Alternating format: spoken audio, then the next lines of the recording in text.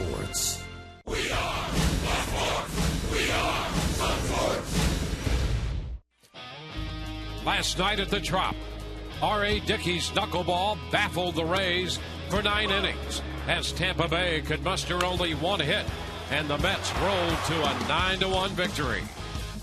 Today, it's another marquee pitching matchup. Reigning Rookie of the Year Jeremy Hellickson faces left-hander Johan Santana. The series finale starts now on Sun Sports.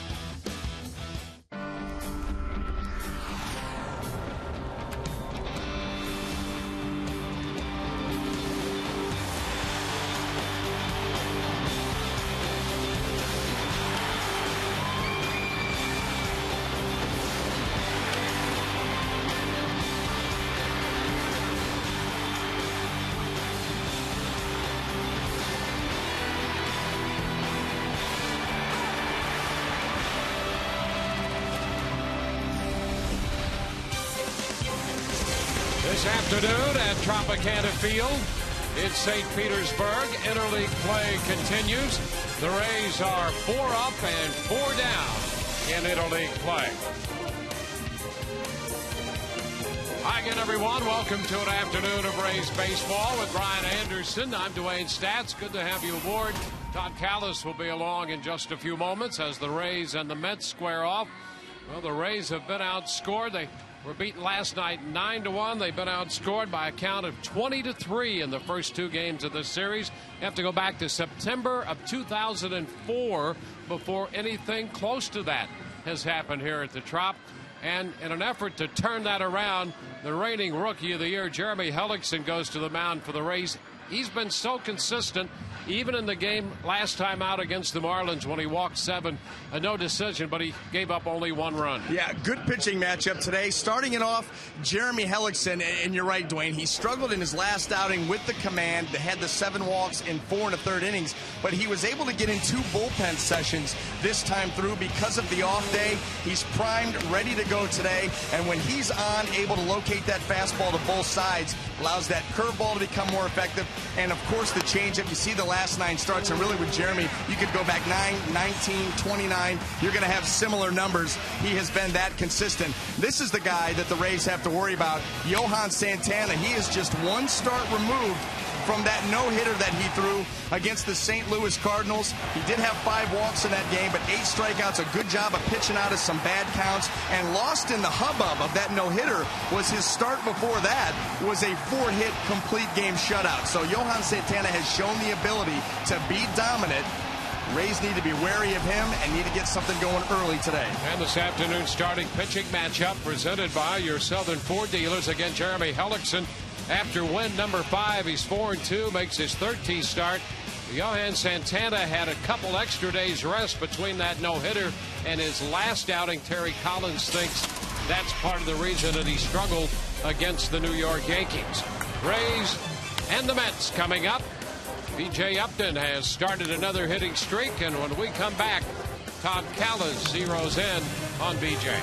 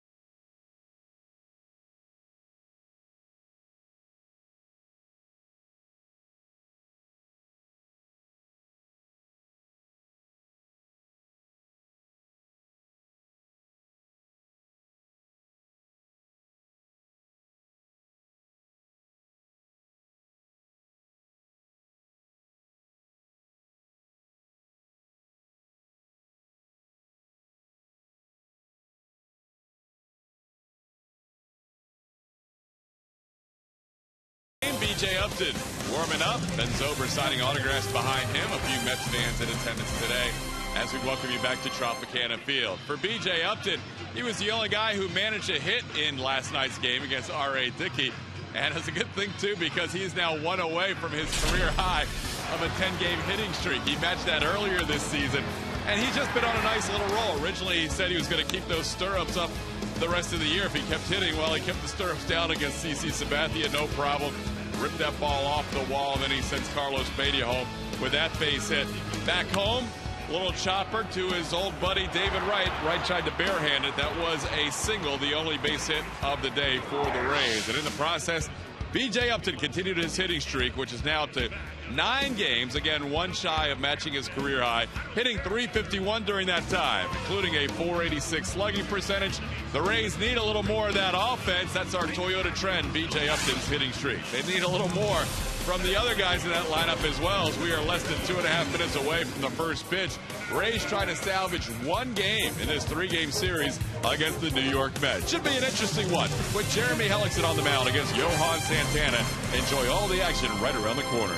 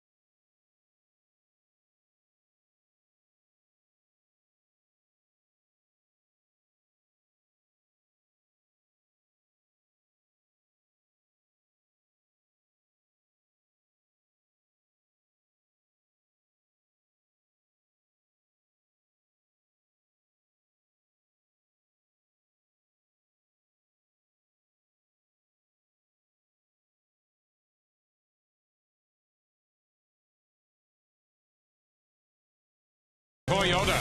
Visit your local Toyota dealer today for great deals on the amazing lineup of Toyota vehicles. Toyota, moving forward. By AT&T, the nation's largest 4G network. AT&T, rethink possible. By Tampa Bay Radiation Oncology. When cancer strikes, strike back with CyberKnife and Tampa Bay Radiation Oncology. And by Tires Plus. The plus is in everything we do.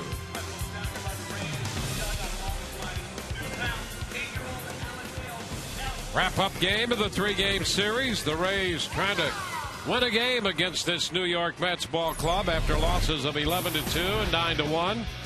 Kirk Neuenhuis will lead it off. Neuenhuis in center, followed by Jordany Valdespin, the DH. David Wright at third, hitting third. Lucas Duda is in right field. Ike Davis at first. Daniel Murphy at second. Jason Bay again in left. He bats seventh. Josh Tully will do the catching out of the ace spot, and Omar Quintanilla is the shortstop, batting ninth. Well, making the start this afternoon for the Tampa Bay Rays, going to be right-hander Jeremy Hellickson, looking to bounce back after an outing where he really struggled with his command. His last time out against the Miami Marlins, 7 walks in 4 1/3 innings. You see the season numbers there, that with the off day, he was able to get in and an extra bullpen session. He threw that first bullpen session, said he didn't really like how it went, how he felt. So was out there for another one and has proclaimed himself ready to go. Let's take a look at the defense that's going to line up behind him. In the outfield, left to right, Desmond Jennings, B.J. Upton, and Matt Joyce. Across the infield, third to first, Sean Rodriguez, Elliot Johnson, Ben Zobrist, and Carlos Pena. Jose Molina will be behind the plate. Today's Ray defense brought to you by Sweet Bay Supermarket, home of the new Sweet Spot Burgers. There's Terry Collins, the skipper of this New York ball club. Signed up through next year in his second season as the manager.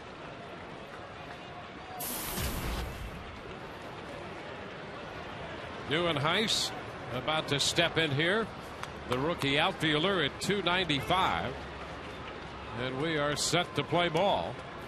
First pitch presented by Pinch a Penny, and it's a strike call in around the knees.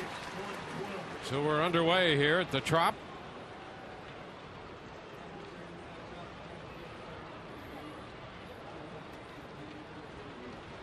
Thirteenth start for Hellickson. And a long one to right. High and deep and out of here. Hellickson touched for a home run on the 0-1 pitch. That's home run number 4 for the rookie center fielder.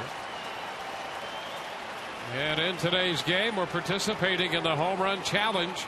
Today, every home run of the game raises $15,000 for prostate cancer research. You can make a pledge by calling 800-798-CURE or go online to www.pcf.org.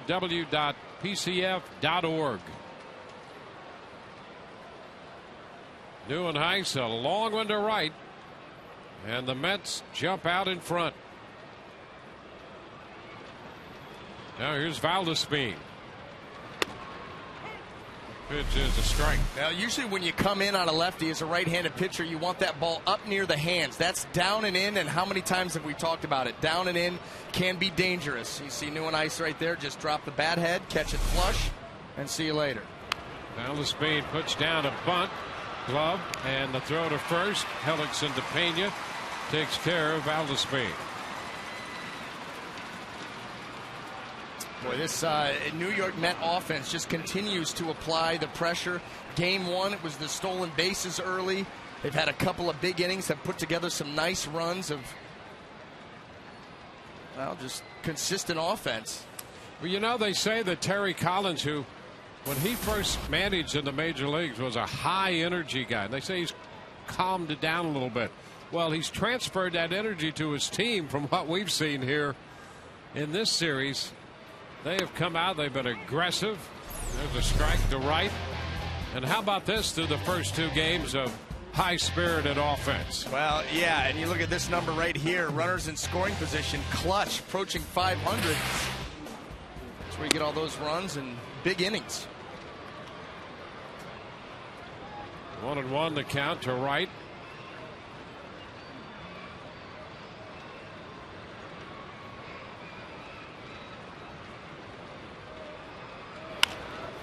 And a base hit the other way. And Wright is aboard.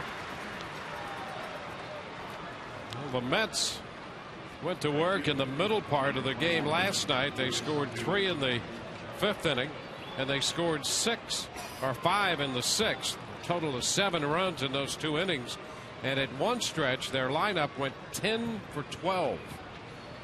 And you know what what's impressed me about this lineup is they're all working in unison. Sometimes that's hard to get a lineup to do. It's like nobody's really going up there trying to go outside of the game plan or do too much. They're all hitting the ball where it's pitched.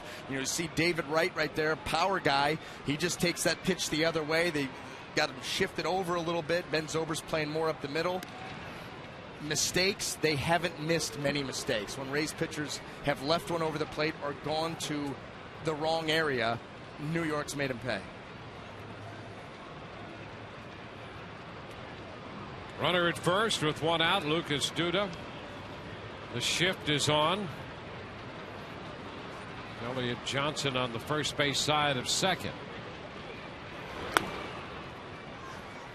pitch is too low. 1 ball, no strikes. The Rays were outscored 21-2 in September of 2004 in a series against Baltimore in the first 2 games, losing 8-0 and 13-2. They were outscored 20-3 in the first 2 games of this series. Pitch low, and it's blocked by Molina. Jose Molina keeping that pitch in front of him. 2-0 the count.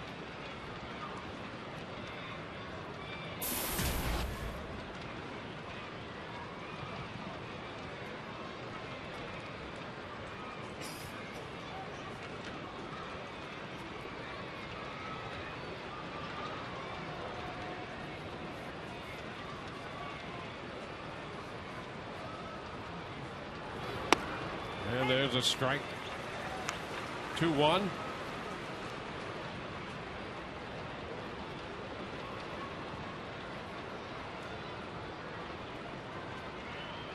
Hellickson in with an earned run mark of 265, but has not won a game over his last 4 starts. He's had 2 losses and 2 no decisions.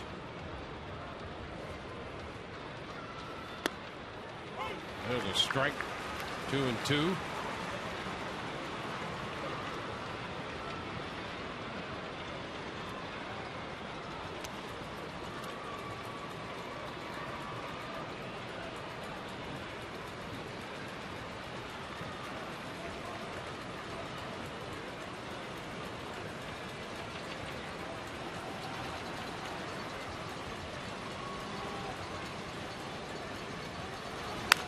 And a hot shot foul up the right side down toward the bullpen.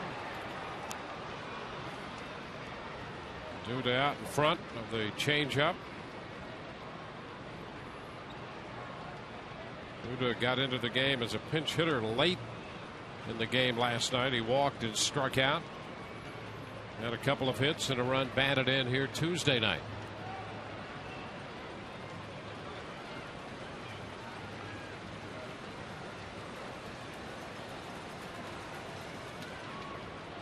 Back in, David Wright at first.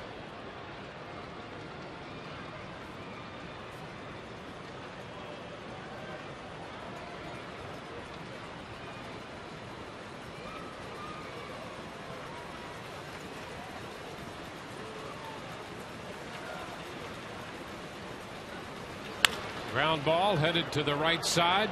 Elliott Johnson, quick throw to second. Rodriguez covers there.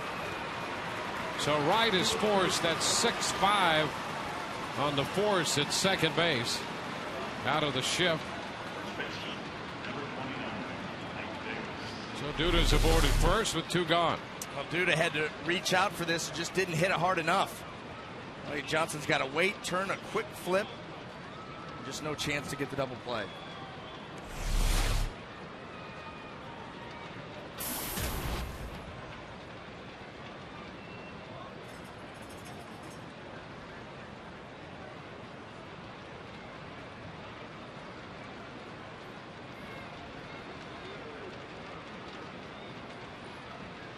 Mike Davis hitting 181. The pitch is a strike. Davis came into this series hitting 167.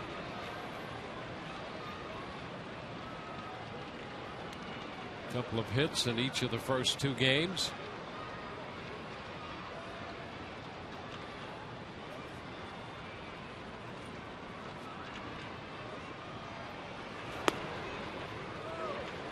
Breaking ball. It's a ball, says Lance Diaz.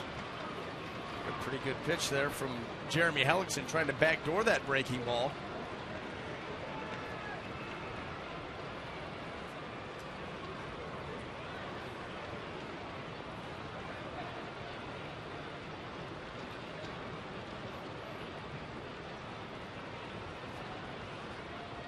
And the 1-1. Chopped up the right side. 1-2. Moved Tom Goodwin, the first base coach, out of the way as that ball wound up down near the Rays bullpen. Goodwin had great speed as a player. Appears he's ready to steal a base now.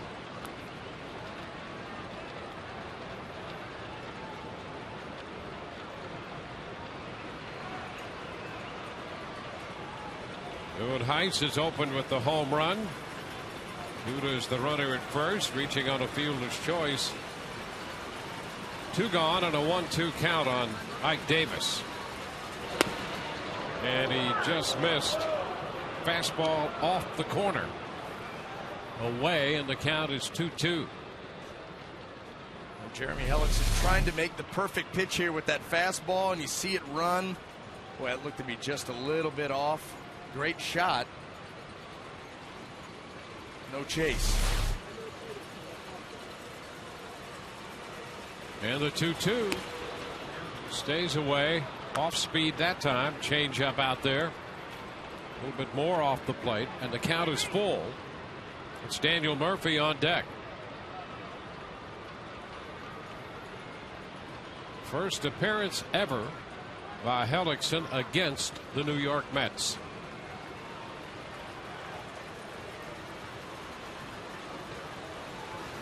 (3-2) and a fly ball toward right center.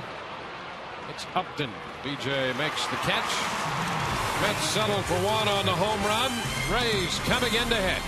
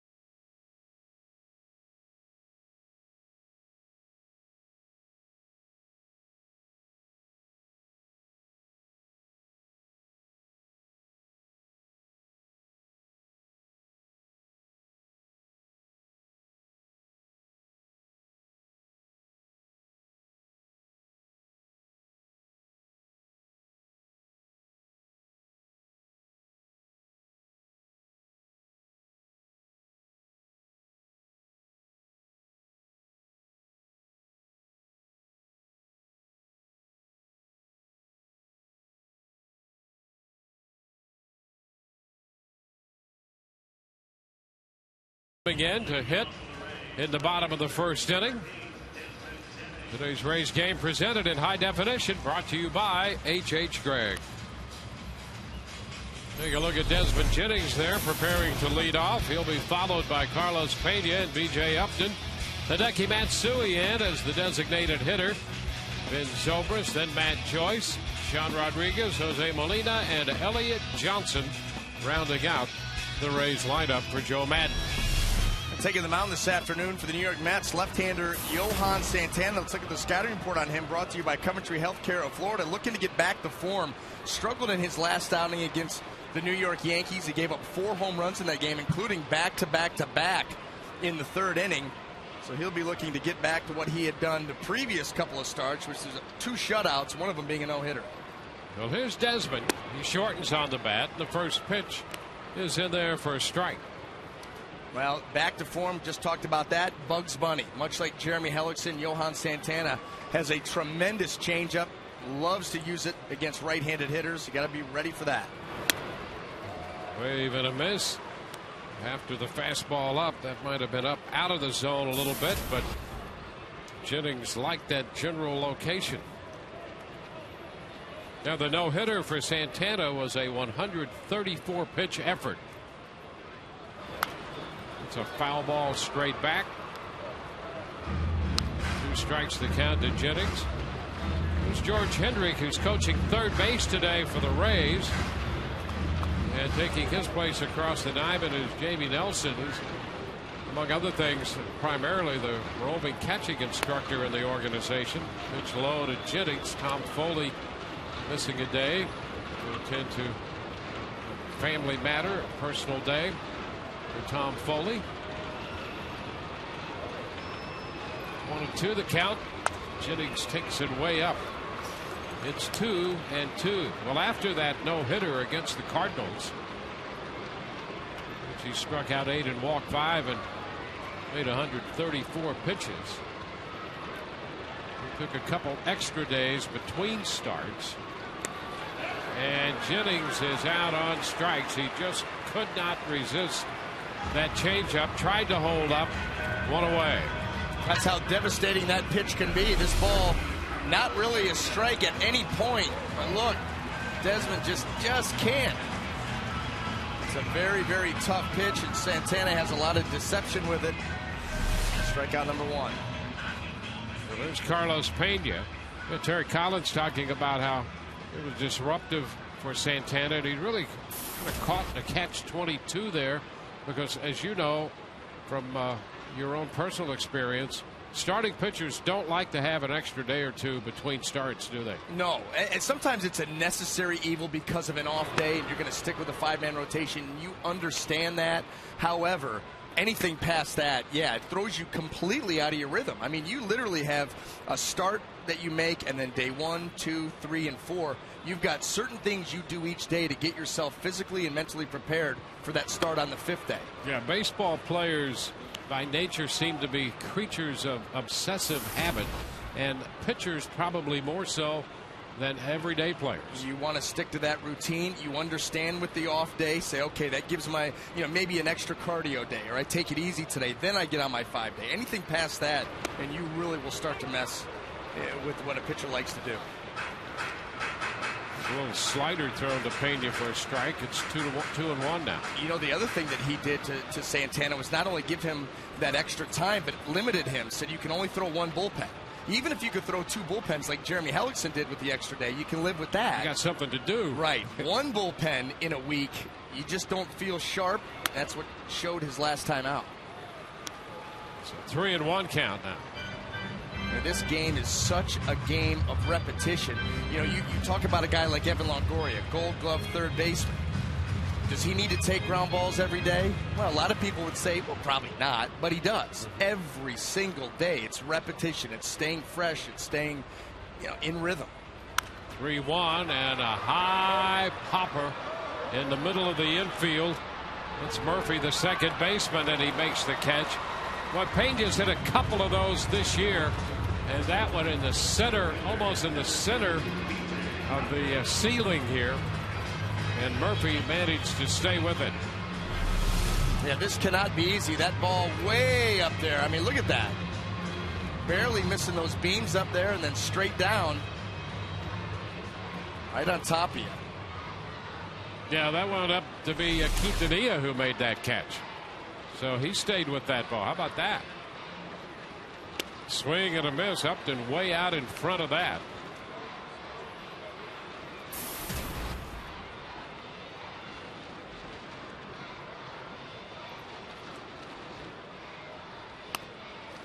It's high. Fastball up. 1-1. So a strikeout and a pop out.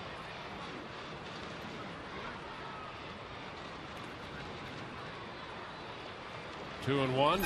Take a quick look at the Mets defense as it lines up in the outfield, left to right. Jason Bay, Kurt Neuenhuis, and Lucas Duda. Across the infield, third to first, David Wright, Omar Quintanilla, Daniel Murphy, and Ike Davis. Josh Tolley will be behind the plate. 2 balls, 2 strikes. Well, we've seen that swing, a couple swings from BJ and one from Jennings already, just to show you that that changeup is as good as ever. And now strike 3 call on a fastball, just froze him. 1, 2, 3, go the Rays. We're at the end of an inning. It's 1-0 New York.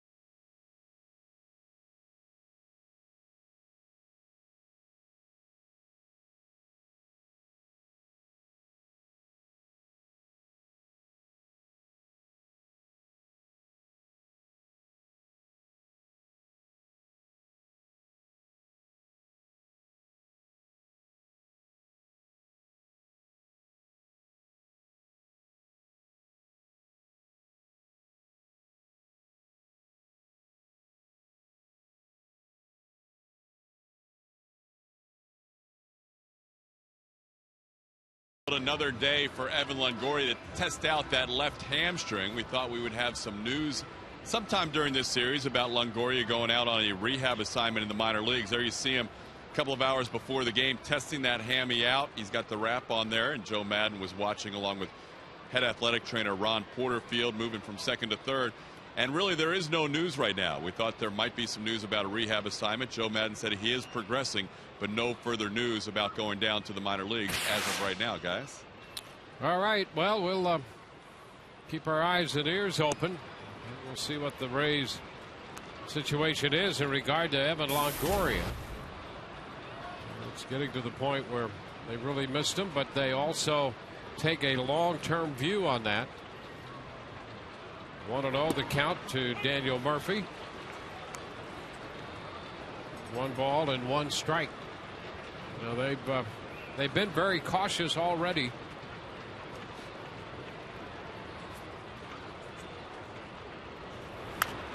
Pitch is fouled out of play. 1 ball, 2 strikes.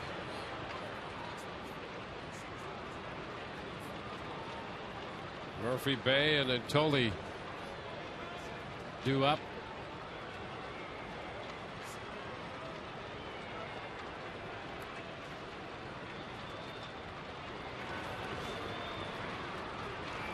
Two and two.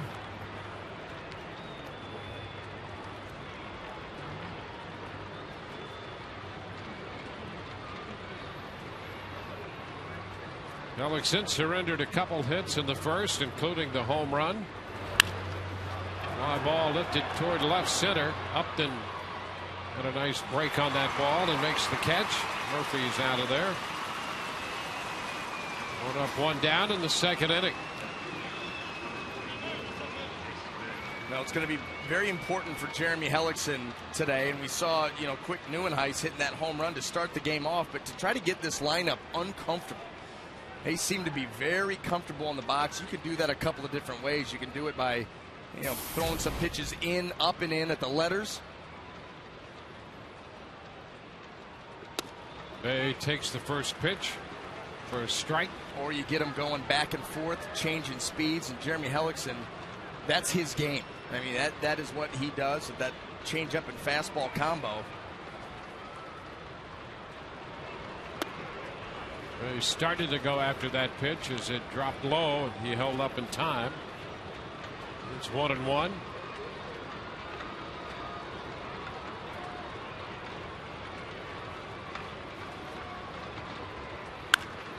There's a long drive to deep left off the 1-1 pitch, and that's going to go.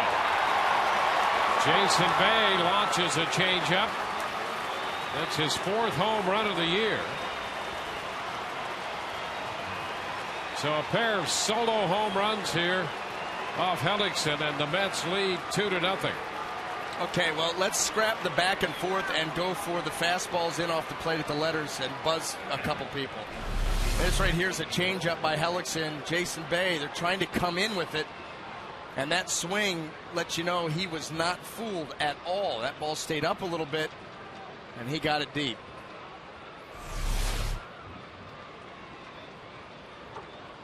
Here's the catcher, Josh Tolley.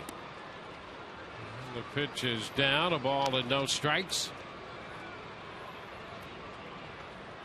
Well, the Rays flexing the home run muscle here in the first couple of innings in this lineup. 1-1 to count.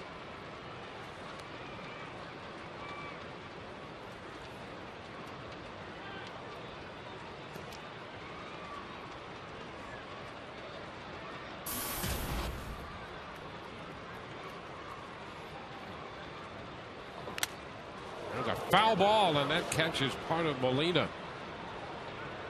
We'll check to see if he's all right. We're going to check him out here after that foul ball dislodged the mask. He was steadied by Laz Diaz. We've seen Molina from time to time take significant abuse back there from mostly foul balls of various part of his body. This one right back That mask just dropped him to his backside there, that foul ball. A home run by Jason Bay.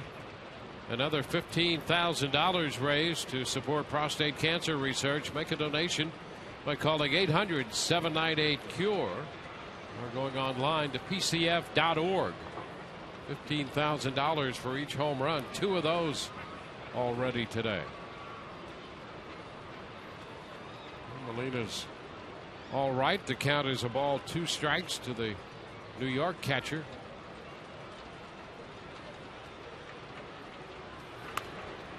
Pitch in on him and he fouled it. Holding the count at a ball and 2 strikes. Last win for Hellickson came against the Red Sox on the 16th of May. 2 days short of a month.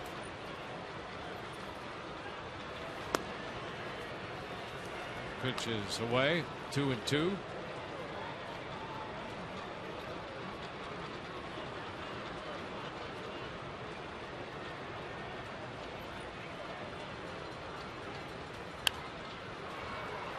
Fouled away again, off speed.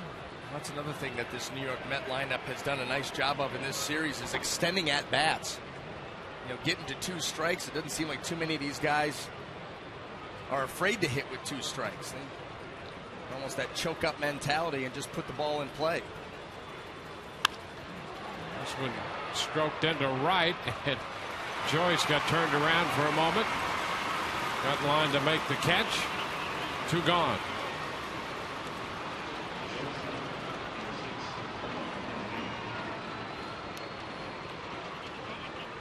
Two gone, and Omar Quintanilla, the shortstop.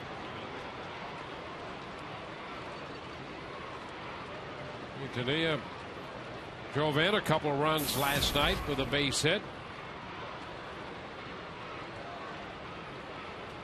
We've been playing at Buffalo.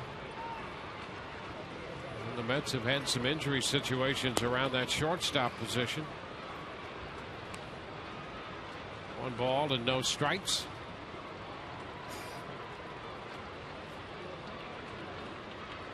They started with Tejada at shortstop, the 22-year-old rookie. Been on the shelf. Justin Turner spent some time at short. He's on the DL. 2-0 the count to Omar Quintanilla.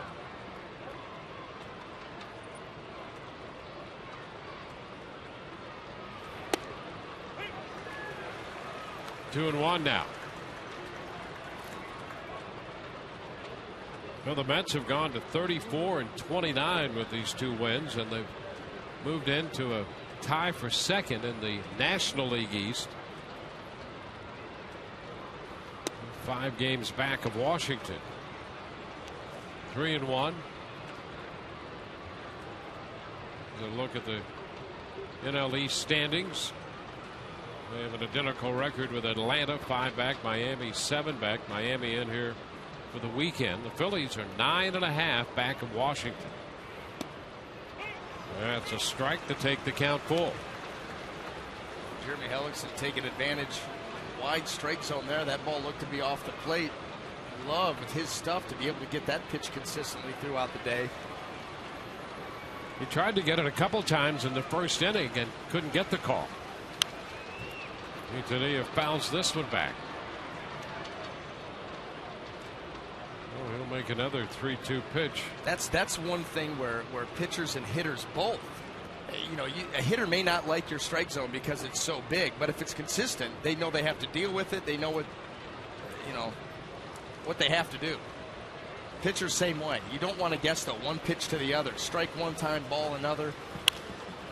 3-2 is lifted toward right center field. Joyce and Upton on the move. They crisscross. Upton in front makes the catch to retire the side. A run on the home run. 2-0 New York.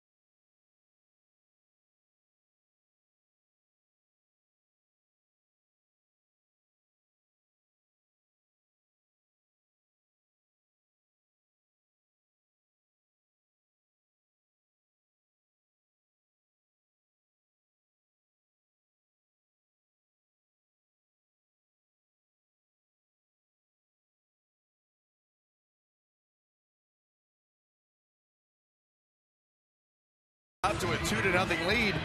Today's game and all season long, Tires Plus will donate $100 to the Pediatric Cancer Foundation for every Tampa Bay Rays home run televised on Sun Sports and Fox Sports Florida. There's Hideki Matsui serving as the DH today. Matsui, Zobrist, and Joyce coming up here against Santana in the bottom of the second.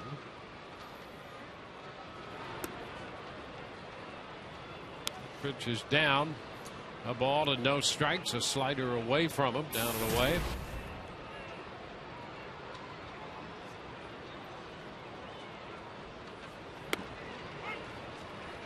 Strike 1-1. Interesting the other night to see Matsui working out at first base. Guess if you're going to be on this club, you're going to be versatile. Yeah, you're absolutely right. Madden already played him in right field, someplace that he really only spent a handful of games. There's a base hit up the middle. And Matsui going to try to stretch it into 2. Matsui heads up. That's a base hit. And an error charge to the center fielder.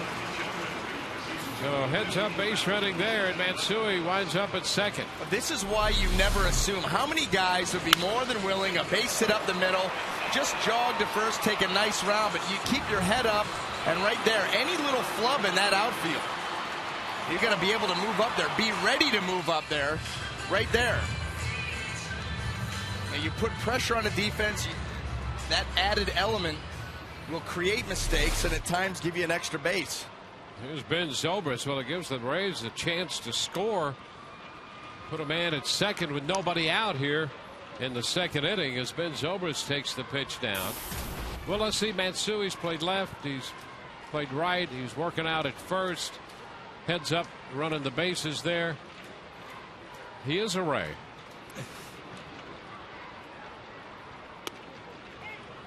Zobrist takes the pitch for a strike. It's 1-1. And you know he'd like to be out there even more than he has been. And so you figure DH right now a good possibility. When Luke Scott, you know, when he's able to come back, maybe not so much. So you got to try to find a position somewhere where he can hold down the fort and get his bat in the lineup. Outside, 2 balls and a strike. Luke's had a little lower back issue that's kept him sideline. And when you look at the Rays outfield, it looks to be pretty set. I mean, Jennings, Upton, Joyce, that's something that you really could pencil in every single day. So if you're not going to DH, maybe you do try first. Can spell Carlos Pena from time to time. So it is low, 3-1, and which Joyce has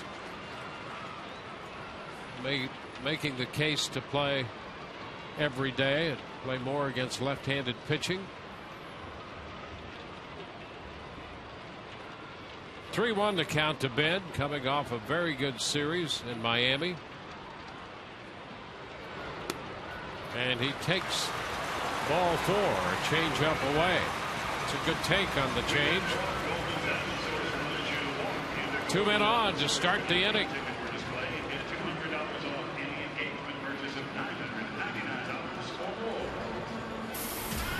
It will get Matt Joyce to the plate against the lefty.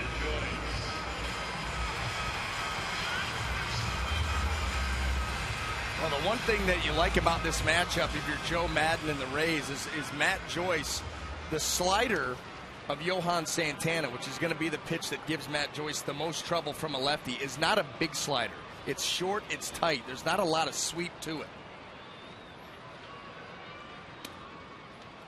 And he starts him with that pitch off the plate. Slider away, 1 ball, no strikes. Hoping for a fastball that he leaves out over the plate. Johan Santana will throw his changeup lefty on lefty.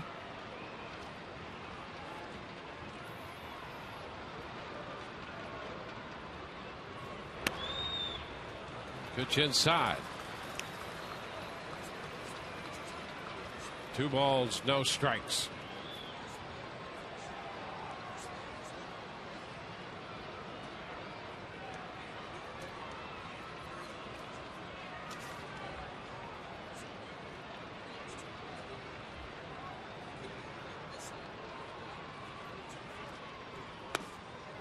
And a strike around the knees.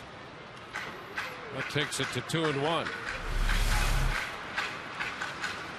Now this fastball right the bottom of the zone. Matt Joyce a little bit too far, Laz Diaz says. So Matt in his first at bat ever against Santana. A 2-1 count.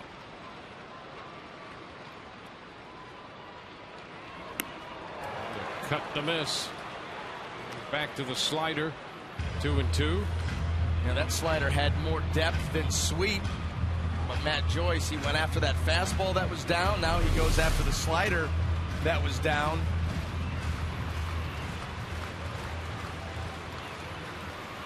So the count square.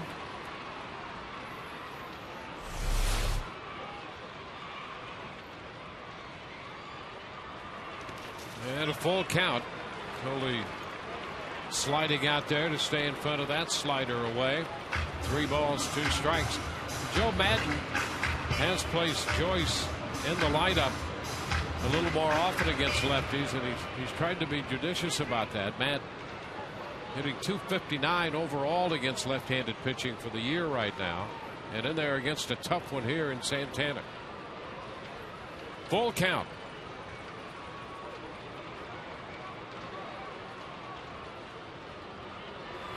And a hot shot. That's a fair ball back toward the corner. Matsui's going to score. Hendrick will wave Zobrist to the plate. The throw is going to be offline. Rays tie it. Into third goes Joyce. Matt Joyce, a big 2-base hit. Driving in 2 to tie it. And he goes to third on the throw through to the plate. So Matt Joyce comes up big against a very good left-hander here with this at bat. Well, the fastball, it stays on the plate. Matt Joyce puts a good swing on it. It had a full count. Knew he had to come into the zone and gets it over the leap of Ike Davis and down into the corner. And the Rays with some heady base running, able to score 2, and then Joyce able to move up to third. All with nobody out. Well, it started when Matsui alertly went to second on the error. On that base hit and an error charged to the center fielder. Here's Sean Rodriguez, and the pitch is up, a fastball. So Matsui, then the walk to Zobrist, and a 3-2 double into the right field corner for Matt Joyce. Winds up at third on the throw. Rodriguez out in front. All charged up, and the changeup had him off stride. Well, if you're Sean Rodriguez too, you just want to stay back, be patient, put the ball in play. I mean, where the Mets are playing their infield outside of a hard shot to third, they're conceding this run. Pitch away. Everybody else is back, so you don't need to try to do too much.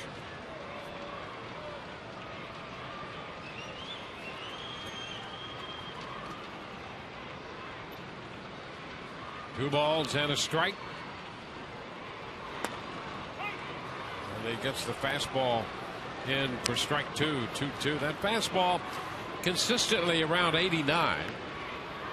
And the changeup mid 70s, 74, 77, somewhere in there.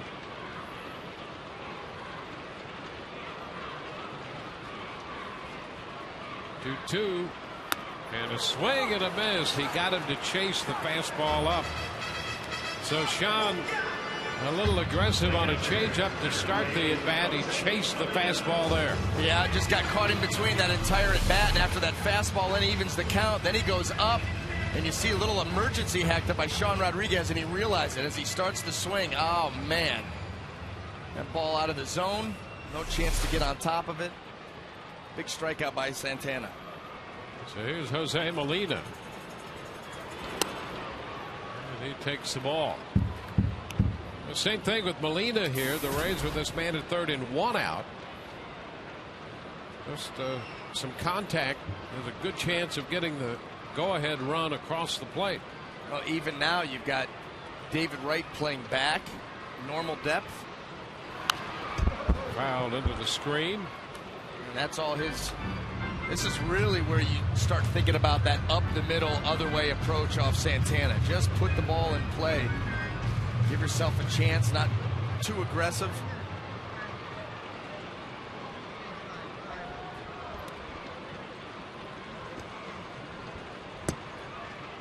1-1 the count. Oh, now they're going to bring the infield up. Quintanilla in from short. Murphy in from second base. Davis close to even with the bag at first.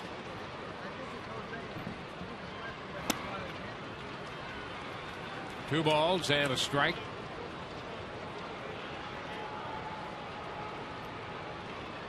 Well, they gave him that opportunity early. Now starting to try to take it away.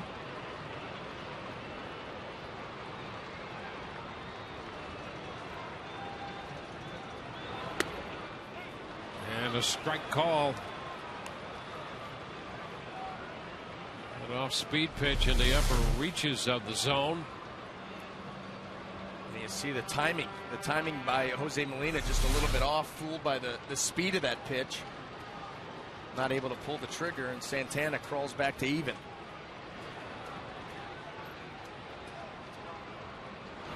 Way high, and now the count is full. After that second pitch was a strike to run the count to 2-2. They open left center field. Sid Neuenhuis a bit toward right center field and center. So now the count is full after the miss on the fastball. And a swing and a miss. He got him. Had him out in front. 3-2 change. That's how deadly that changeup is. You know, Johan Santana doesn't have the gas that he once had. But what he still has is the ability to pitch, the idea of what he's doing, and that very, very good changeup. So you move that fastball around at 89, topping out right around 90, and then you can drop that pitch. Two huge strikeouts here and almost out of this inning. Here's a situation where the pitcher can stop the momentum of the inning. And there's a line drive by Elliott Johnson. That takes care of that. Rays take the lead. Joyce scores from third. Johnson ready for that first pitch fastball and stroked it right back into center field. And it's 3-2 Tampa Bay. Well, that's the up the middle approach that you've been looking for this entire inning after getting Joyce over to third base. That's a nice pick-me-up for the Rays by Elliott Johnson right here. He lets that ball travel and then quick with the hands. It just takes it back up the middle. Sure about what he's seeing, and then bam. Rays grabbing the initiative to tie this game, and then a couple of big strikeouts by Santana. And Johnson gives the Rays added life and the lead. Boy, that's frustrating as a pitcher. Give up 3 straight hits. Well, a hit, 2 hits and a walk. Get a runner at third with nobody out and work so hard to get those 2 strikeouts and then give up the base hit on the first pitch. Jennings swings and it's a fly ball into left. Bay over there to his right toward the line makes the catch. So the inning is over, but the Rays come up with a 3-run second. The big hit of the inning, Matt Joyce ripping a double up the right field line. He later scored the go-ahead run on Johnson's base hit. 3-2 Rays.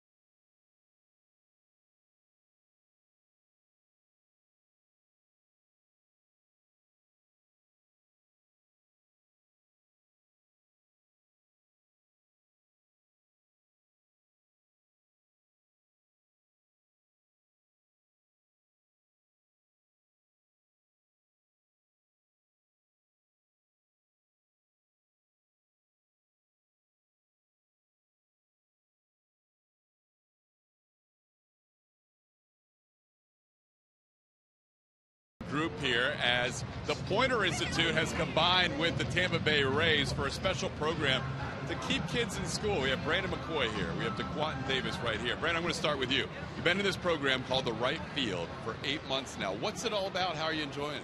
I really like it. I love it.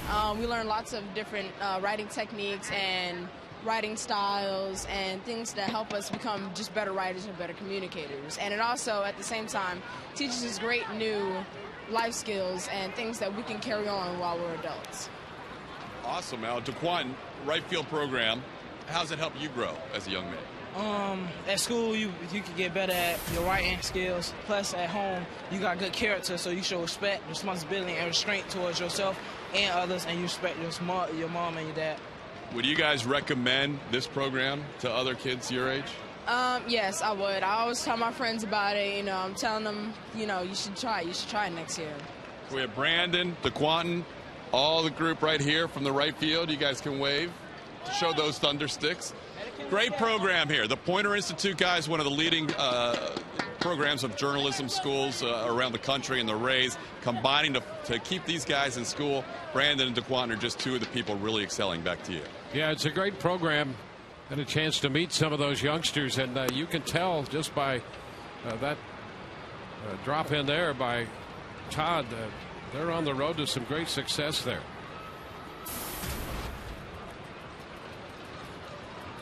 Two balls, two strikes the count here to Kirk Neuenhuis. He hit the home run in the first. Full count now, 3-2. Jeremy Hellickson out there on the hill.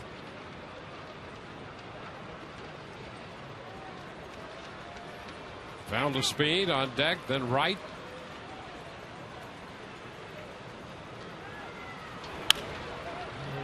Bounding ball to first. Pena with a toss to Hellickson. So that's the first out here in the third. Our Circle K American earned run average leaders, and Jeremy Hellickson starting the day at 265. He's in some great company there. Of course, they're in pretty good company, too. He's the Rookie of the Year last year. Well, Verlander, the MVP. Weaver, Wilson, Sale. How about him? He has just continued to throw the ball so very well, leading the way. One out here in the third. Now, Jordani Valdespin trying to bunt his way on and shows the bunt again, and that's a foul ball into the mitt of Molina, says Laz Diaz.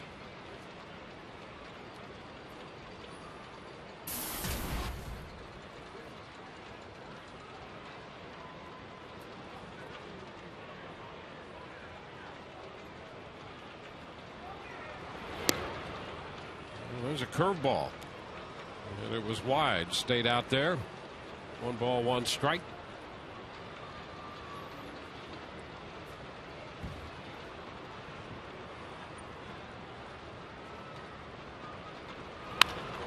And a base hit. Reaches out. Singles through the hole on the right side. Great example there. How to go after that Jeremy Hellickson changeup. Watch Valdespin keep his hands back. The body a little bit forward. Fooled just a little bit, but keeping the hands back gives him a chance. And he's able to get that ball in the hole between first and second. Well, he has shown since he has come to the major leagues that he will be an aggressive player. And you're right, a nice job there with the hands back and then reaching out.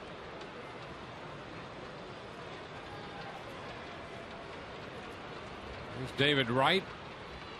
And a little snap throw to first on that pitch that missed down and away. You know, that's one of those things that you can recognize as a pitcher. You let that changeup go, you see that movement out of the corner of your eye, the hitters start to commit, and once that body starts to go, you feel pretty good. Like, I got him fooled. But all of a sudden, if the hands come with the body, you do. Really good chance for success. Yep. If the hands stay back, now you'll still get them out a lot, but they give themselves a chance. And that's exactly what Valdespin did there, and that's why he's standing on first.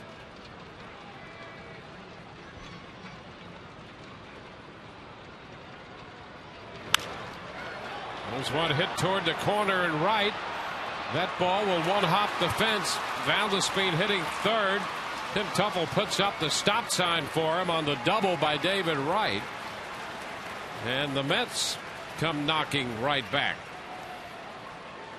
David Wright is 2 for 2. That's his 21st double of the year. They've been a double hitting machine, this New York Mets ball club. Yeah, extend their streak. Now 36 straight games. Mislocation. David Wright, watch him let that ball travel and then explode. He's able to create so much power with the quick hands, and that ball he juices to right field, not even right center, but true right field. One hop the wall, and the Mets threatening again. Well, here's a big spot with men in scoring position, and Hellickson has been good, very good in these situations. A challenge now. 5 out of 47 on the year, a 106 average. And the pitch to Lucas Duda, he takes it down. A changeup. 1 ball, no strikes. See how close this pitch was. Very close, but a little off.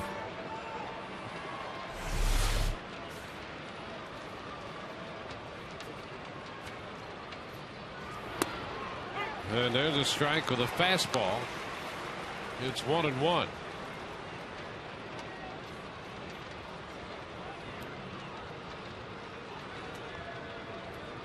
We have seen Diaz, Blas Diaz in the past, give the high strike, and you can get a strike on the corner from it.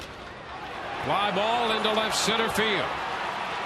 Jennings on the run. He makes the catch. The tag at third. Valdespin on his way to the plate. That's going to tie the game. A sacrifice fly for Duda, driving in his 38th run of the year. Well, thank goodness for speed, because I thought that ball was destined for the left center field wall. Desmond Jennings closed quickly at the end to make that catch.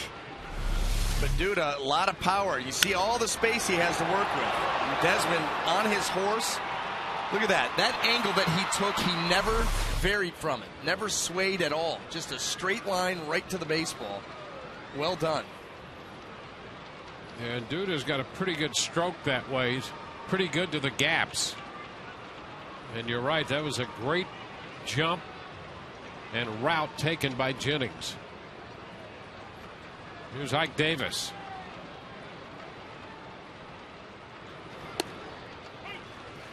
Breaking ball over for a strike. First pitch curve.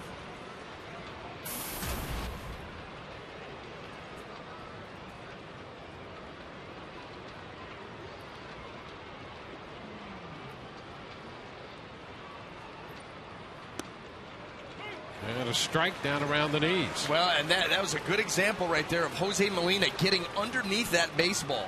That ball's borderline, but he gets underneath it, does a nice job working for his pitcher. Watch the get under it and the stiff wrist. Boy, that's nice. You love when a catcher's able to do that for you.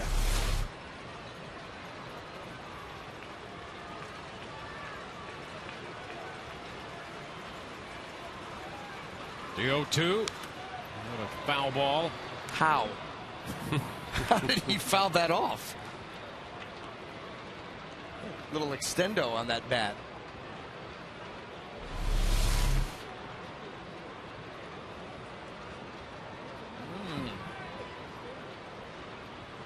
Got a little bit long.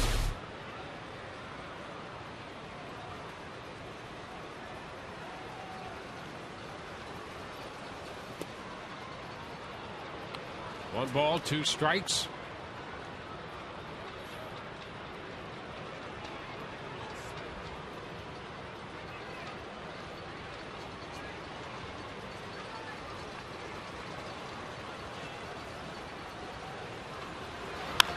And a line shot, one hop past the diving Zobers. Wright's headed to the plate. The throw's going to come through, but late. And the Mets retake the lead. It's 4-3. You know, I'd like to see right there if Matt Joyce had a little bit of trouble on the exchange, because that ball got to him before Wright hit third base. Thought he was going to have a good chance to throw him out, but as he fielded the ball and came up to throw, he kind of looked like he turned his head, like he didn't have a good grip on the baseball, and it didn't come out as strong as we normally see. Watch right here. See that little peek down? Like he just didn't get the good grip. That ball kind of died on him, and Wright's able to sneak in. So the Mets come right back with 2. And you can see Davis has had a great series. A curveball for a base hit there. He really has. You know, he got the curveball off of David Price. You know, that's not an easy curveball to handle. Was able to hit that. He's hit the fastball. He showed power, patience. This whole Mets lineup has been impressive. You came in, and a couple days later, you're like, who are these guys? Pitch is popped up. It's Elliott Johnson under it. Well, through 2.5, the Rays are still asking, who are these guys? 4-3, New York leads them. Carlos Pena is going to open the home half of the frame.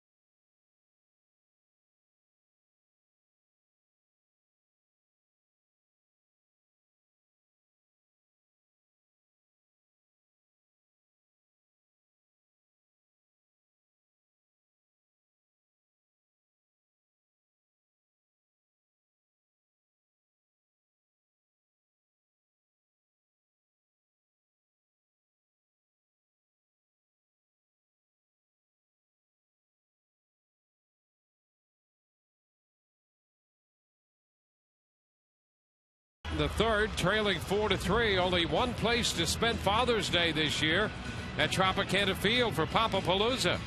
4 shows for the price of 1. The Rays play the Marlins, and then Gretchen Wilson, 3 doors down, and ZZ Top hit the stage. For tickets, visit RaysBaseball.com. I like, that's cute. Papapalooza. Nice touch. Here is Carlos Pena. Pitch is a strike.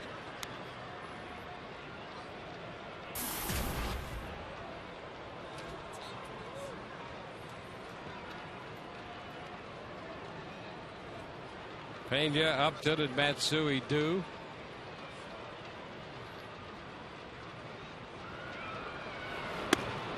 Close to Carlos. 1-1.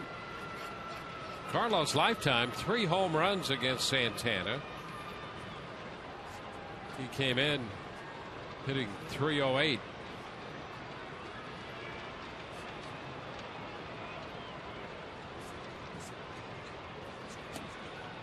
And there's a strike. It's 1-2.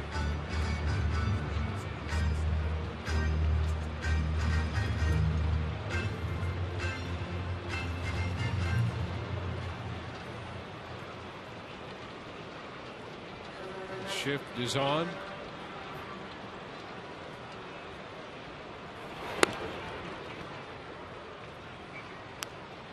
Two balls, 2 strikes. I'm not drawing it. You can see it.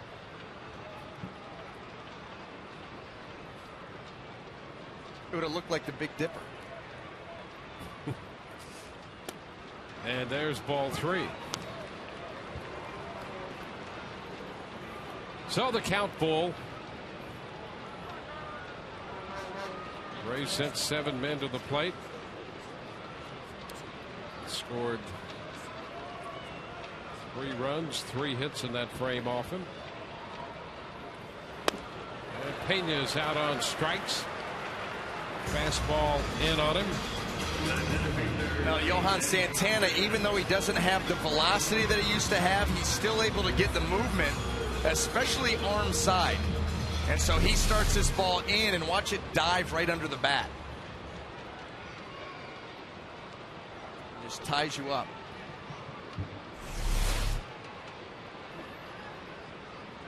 Here's B.J. Upton. Takes the ball.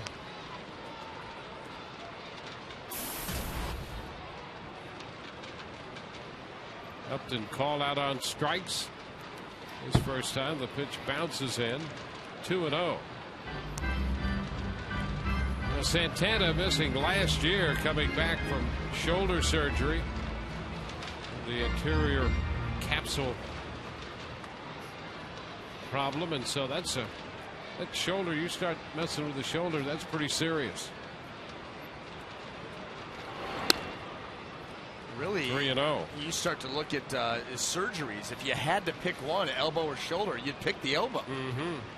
I wouldn't. Yep. 0 for 2. But still, I'd say. Well, a strike, 3-1.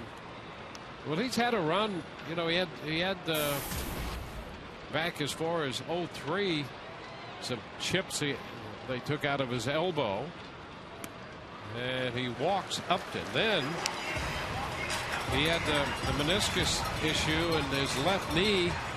That was after the season in 08. And then in 09, he had more chips taken out of his left elbow. And then the shoulder surgery in August of 10. I still have the, when they did my Tommy John, they took out bone chips, and I still have them. And they went in through the back arthroscopically, and the chips were so big that they actually had to break them up inside the elbow and then bring them out. And so I've got this, you know, the hardware, little jar full of these bone chips. It's kind of absurd what floats around in there. It looked like, I mean, I don't know, it looked like seashells. Little chips. Yep. So they go right back here, huh? Yeah, they went right back in through here, small incision, and they go in there, and they're going to grab them, pull them out. They said they were too big, so they had to break them up, and they just, you know, they're little pieces like this, but there's a lot of them. And doctor said they were so big that they didn't even show up on the MRI or the X-ray. They looked like just part of your elbow.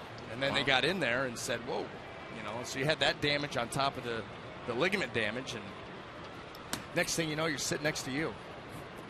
That'll teach you. Yeah, we walk around these ballparks, and managers and pitching coaches, they want you to come back and, you know, try to get a left-handed hitter out.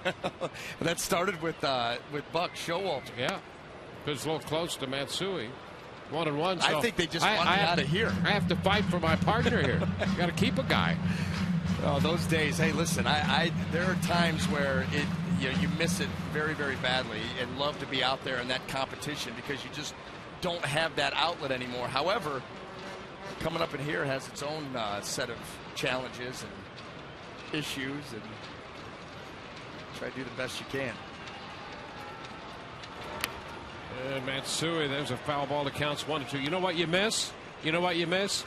You miss this. What's that? Little VA flashback against Derek Jeter. Yes. Yeah, you're liking it. I like when they call that inside pitch. You're doggone right. It's great to have that, though, isn't it? Oh. I mean, there's nothing like it. There's nothing like what these guys get to do every day. Swing and a miss. Matsui chasing the slider. Second strikeout of the innings, number 6 for Santana. I'm just going to ask you about that. just reviewing that video. Yeah. It's a special feeling. Yeah, it is. And I can remember, that start, obviously World Series game, 8 o'clock or 8:15 was, first pitch. I remember getting to the ballpark at 1 o'clock that afternoon because I knew that was probably the last time I was going to pitch. It was Game 3 of the World Series. We were up 2-0. You're facing Roger Clemens, the Yankees, who have to win that game. Yep. President Bush is throwing out the first pitch. A lot going on. So I got there early. I like to get to the field early when I pitched anyway. And, got there early that day and put a couple of movies in and went through some water and coffee and just a lot of waiting around. And, once you get to – everything's fine up until you get to that about an hour before. And that's when you're like, all right, I am prepared as much as I'm going to be. It's time to play. And once you get out there on that mound, whether it be that game or this afternoon, it's a great feeling. 1-0 pitch. Zobrist out in front. It's also funny how there can be so many different things going on in your life and so much on your mind, and especially as a pitcher. Position player obviously can't speak to that, but as a pitcher, as soon as you step on that mound and that first guy steps in the batter's box with that bat, it's funny how everything goes away, and it becomes pick out the pitch that you want, the location, see the glove, and put it there. Amazing. Your life becomes so simple, so fast. Now a move to first as Upton takes off for second, and he steals it. Boy, that was an easy steal for Upton, as it turns out. His 12th stolen base of the year. Yeah, it really didn't have a chance, even with a good throw. They may not have gotten a BJ. See, when you go on first movement, you just go. You sell out and go. Davis has to rush that throw. There he goes. Keep on going, and he makes it easily. Go a little wide to Murphy, and like I said, even that throw right on the bag, I don't know if they get him. And for a left-handed throwing first baseman, he'd have an advantage there. Sure. But it was still an easy steal. Zobrist misses the pitch, and now it's 1-2. Not only, with his left arm being able to create the angle, but the fact that he doesn't have to turn his hips. You catch it and throw. A righty would have to catch it, clear his hips, and then throw into the runner. So, yeah, absolute built-in advantage and no chance because of that man's speed.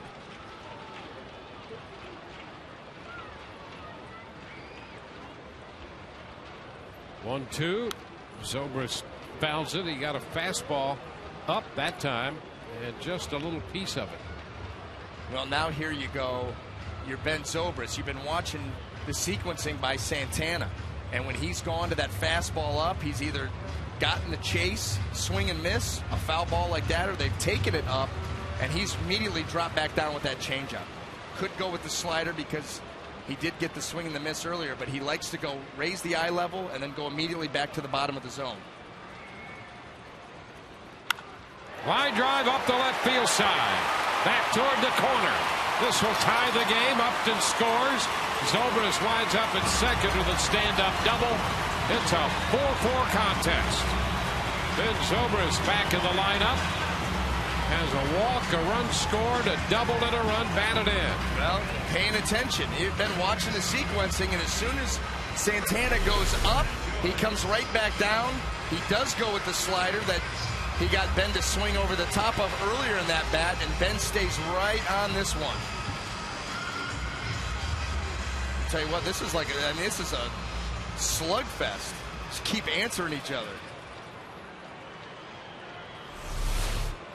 Zobrist now in scoring position, picking up his 11th double, 26 runs batted in.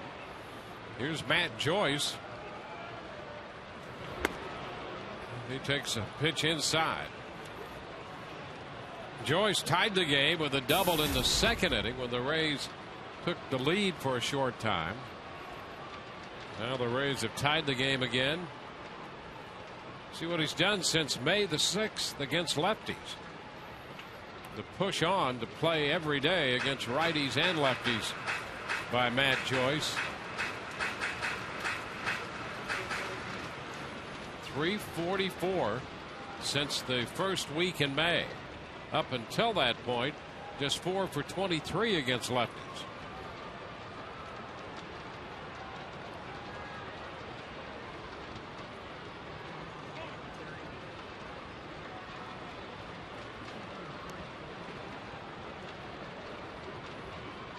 Matt with 33 runs batted in, 11 home runs. A big cut to miss. 2-1.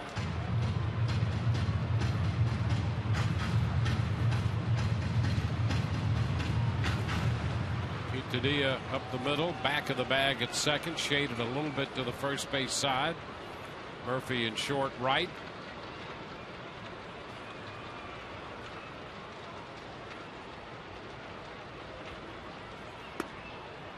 It's off the plate in. It's 3-1.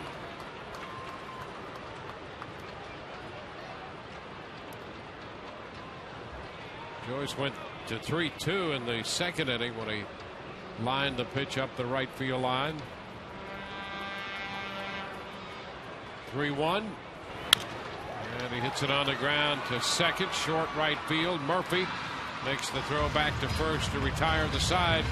Rays get a run, leave a man, and at the end of 3, we're tied 4-4.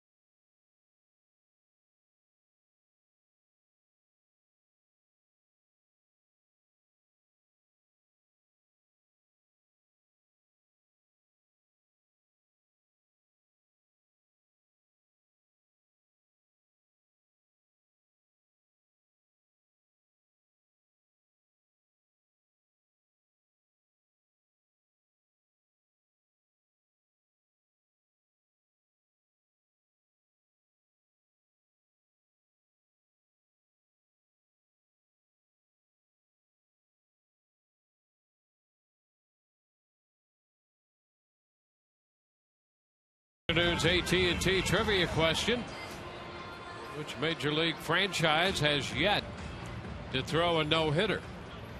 Well, the Mets were on that list until Johan Santana threw his no-hitter against the St. Louis Cardinals on the first day of this month. Here's Jason Bay. Pitch is away. 1 ball, no strikes. Bay homered a solo shot in the second inning. Mets with 4 runs, 6 hits off Jeremy Hellickson. Second inning home run.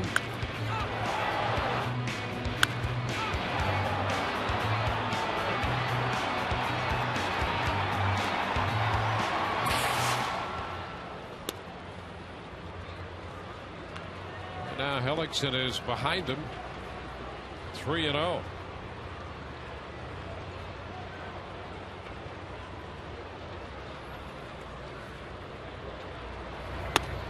There's a strike.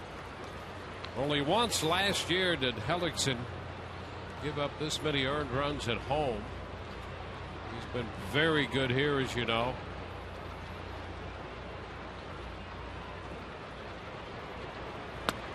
And a strike called on the inside corner. Bay lassoed and brought back to the plate, trying to work that for a walk, and now the count is full. Now this ball looks to be in off the plate.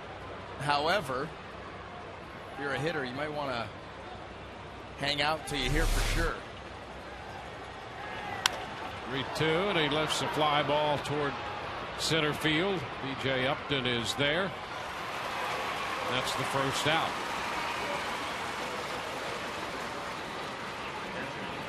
There's the home road split from Jeremy Hellickson. 2.25 ERA at home, 3.73 on the road, and the only other time he's given up as many as 4 earned runs here was in his third start of the year last season on April the 17th against the Twins, when he gave up 4 runs on 6 hits in 7 innings. He lost that game 4-2. Pitch to the catcher Tolley is low. 1 ball and no strikes.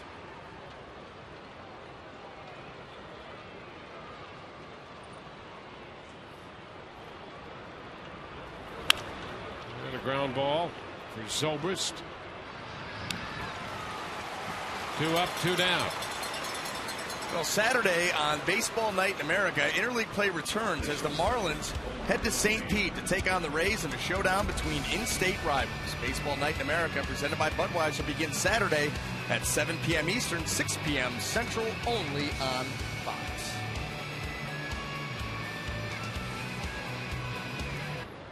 Jomar Quintanilla. He's 0 for 1. Hit a fly ball to Upton.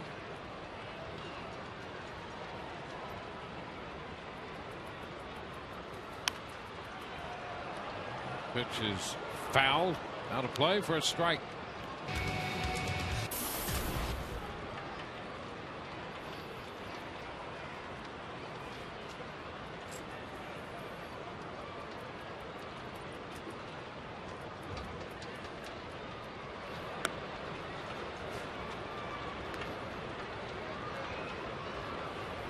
Mets scored a run in the first. Scored another one in the second. The Rays 3 in the second. New York 2 in the third. The Rays another run in the third to tie it. First 2 men have been retired here in the fourth. Cut and a miss. It's 1-2. And that's the first that we've seen of the cutter today. Runs that ball up and into the hands of Quintanilla.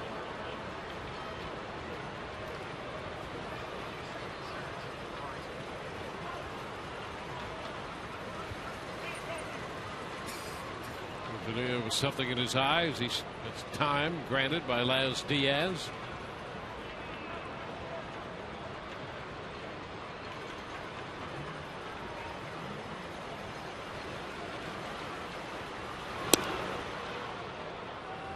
With a close takedown.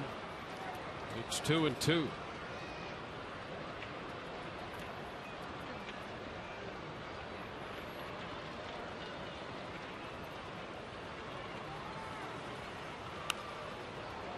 Fouls it. Out of play. Forcing another pitch.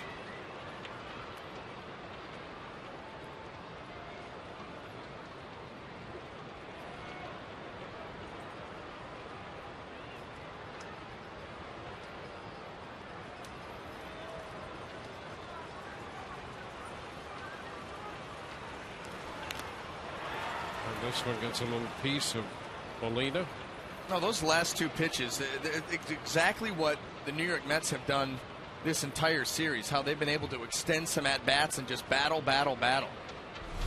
Previous pitch was just an emergency hack there by Quintanilla. This one, he goes out there long and just able to spoil it. A couple of good change-ups by Hellickson and nothing to show for it.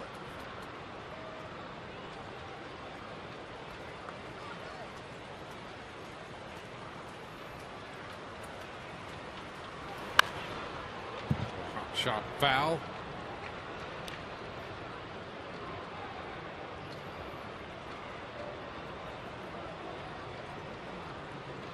The Rays remain home for the weekend against Miami. And then they'll hit the road. Travel day on Monday. That'll begin a stretch of 20 consecutive games leading up to the All-Star break as they go to Washington and Philadelphia and then into Kansas City on this next road trip. Joe Madden saying the other day he's glad that they won't have any more off days. He thinks that they have shown a tendency to be a little sluggish coming off an off day. Chopper back over the mound. Tough play. Zobrist quick throw. Not in time. Quintanilla went in sliding head first. And despite the slide, he still beat the play. Quintanilla has an infield hit. And what an at-bat there by Quintanilla. After those changeups, fouled off a couple of other pitches and then chops this one. Good hustle, good attempt by Ben Zobrist. Quintanilla leaving his feet, going in. Let's see. Well, it looked like that left arm hit the bag first. That's a good shot. Boy, that was close. Close. A 9-pitch at bat for their shortstop. And he has a base hit. 7 hits now for New York.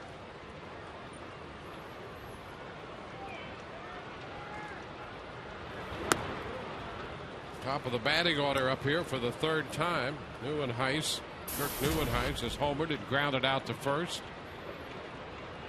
1 ball and no strikes. Well, you might think, well, that's just another at bat, but boy, number one, it helps to build up the pitch count. It keeps an inning going. It turns the lineup over again.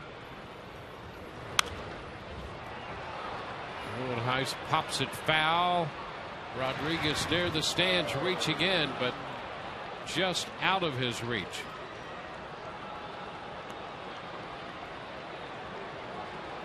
The count is 1-1. Everybody's okay down there.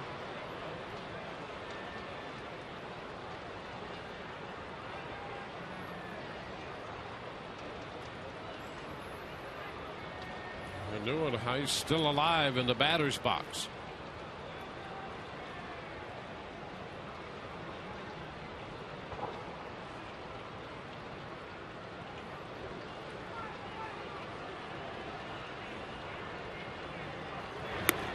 Swing and a miss. It's 1-2. Well out in front of that pitch.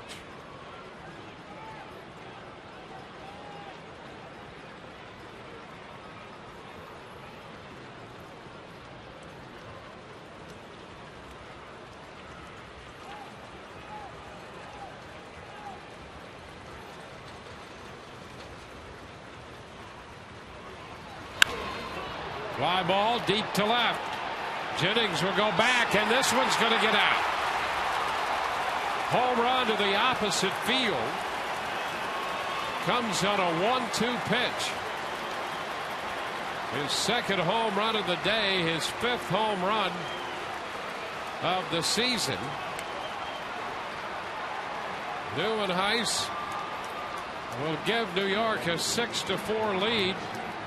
This home run produces another $15,000 in support of prostate cancer research. Make a donation by calling 800-798-CURE or going online to pcf.org. So power the other way.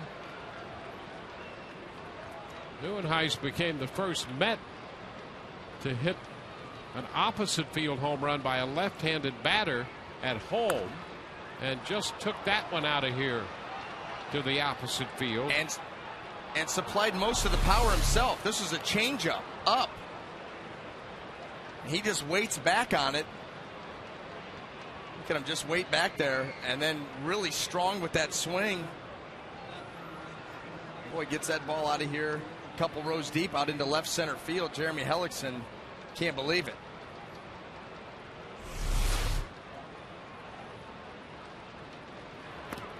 Pitch down around the feet of Valdespin, and it hit him. Hits him on the foot.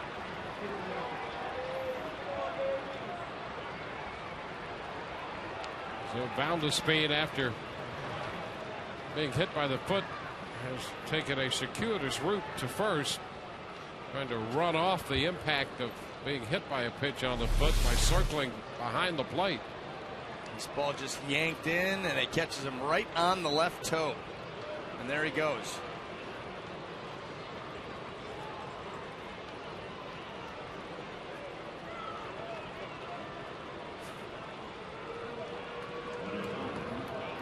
Right idea, wrong direction. Eventually finding his bearings and heading to first. He's truly trying to run it off is what he's trying to do. He was so just hell-bent on running right the wrong way. Oh, man. Throws a throw over there.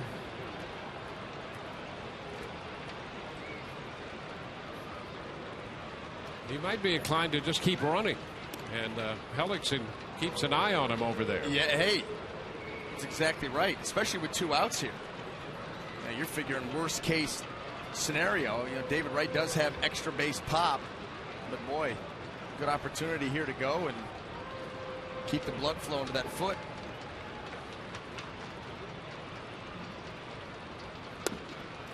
Pitch is down to David Wright. 1 ball and no strikes.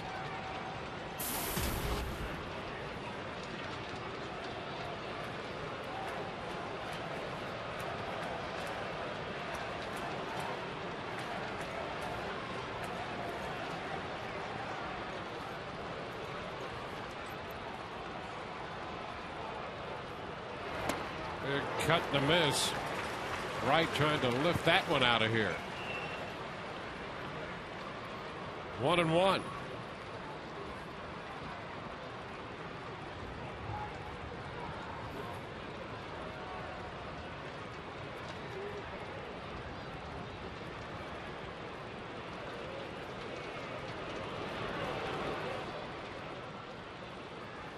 Runner does take off. The pitch is a ball, and the throw off the mitt of Ben Zobrist. And Valdespin has a stolen base. He is 3 for 3 this year in that department. Well, he did go. Jose Molina got off a quick release. Throws a little bit high, but Ben Zobrist trying to get the tag down. Takes his eye off that baseball with the idea of the tag before he actually secured the baseball. They would have had plenty of time, as you see.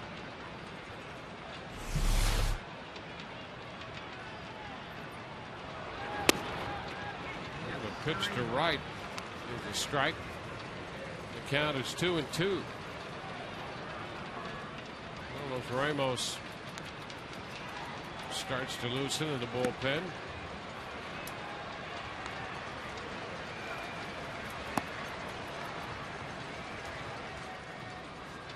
Cesar Ramos has been good recently out of that bullpen for the Rays. Pitch is fouled back, a fastball, and Ramos up again.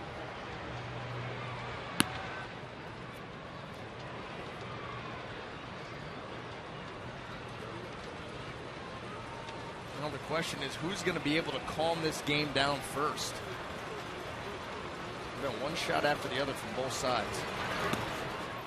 Low. 3 balls and 2 strikes. Mets have scored in every inning. Rays have scored in every inning except the first. The Mets have done a lot of scoring here in this series.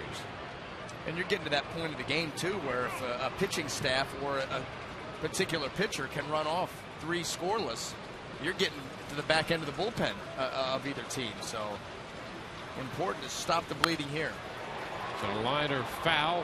1 hop down toward the bullpen. And Hellickson will have to make another 3-2 pitch.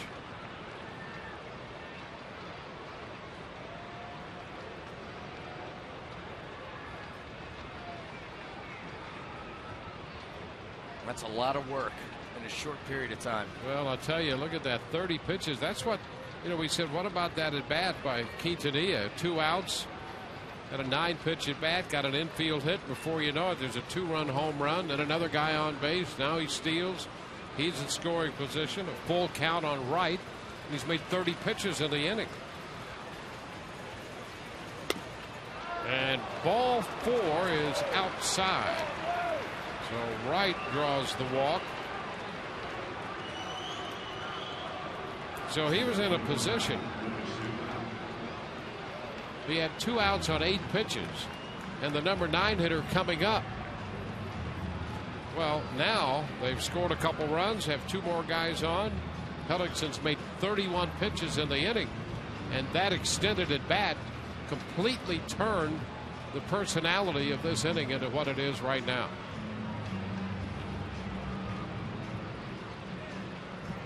Well, follow the Rays with the MLB.com @Bat12 app for your iPhone, iPad, Android, and Windows Mobile. Get live audio, pitch tracking, video highlights, and much, much more. Text @Bat to 31826 or visit RaysBaseball.com for details.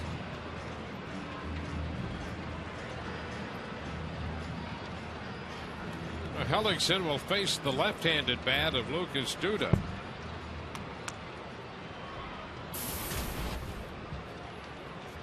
Duda drove in a run with a sacrifice fly in the third. So officially 0 for 1. The Rays have the shift on for him once again. He shoots it to deep center. Up and back. That ball is going to carry over his head and off the bottom of the wall. 2 runs will score. The throw sails over the head of Molina, backed up by Hellickson on the double. Duda on the first pitch doubles home 2 more runs.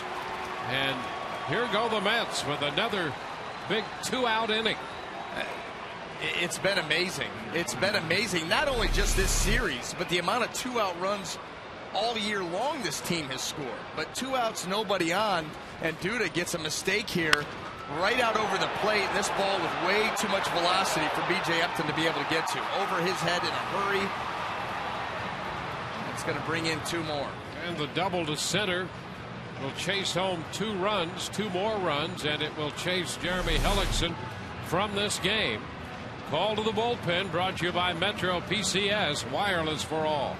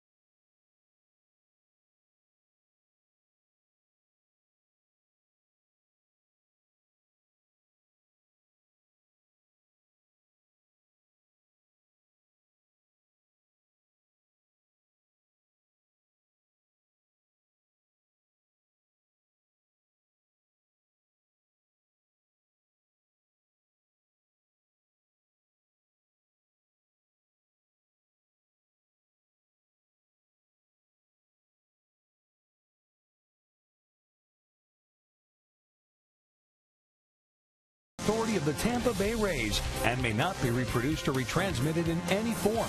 And the accounts and descriptions of this game may not be disseminated without the express written consent of the Tampa Bay Rays. Well, the Rays go to the bullpen here in the 4th inning. The Mets, with 2 outs, have put up 4. And Cesar Ramos gets the call. On for the 9th time, a 1-0 record. 15 innings of work and trying to put an end to this onslaught here by the Mets in the 4th. Faces Ike Davis, and the pitch is a strike. Well, the Mets, who beat the Rays 11-2 and were quite efficient at scoring 2-out runs here in the first game, won last night 9-1. And they have 8 runs. Down goes Davis. 8-4 right now. Davis picks himself up. It's about time.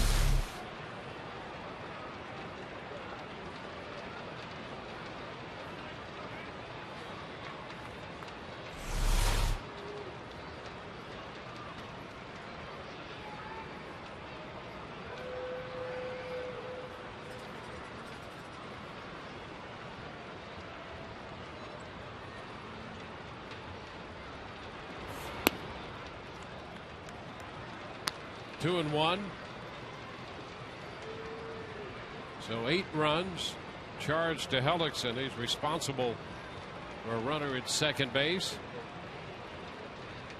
Gives up 9 hits in 3 2/3.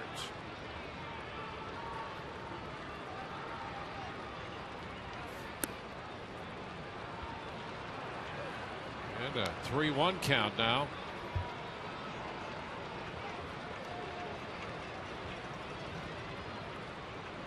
'93 pitches made by Hellickson today. 32 in this inning.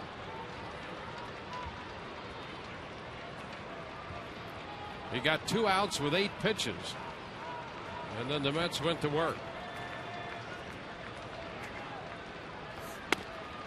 And ball 4 is inside. Davis walks. And Daniel Murphy will be the 9th man to come to the plate in the 4th inning.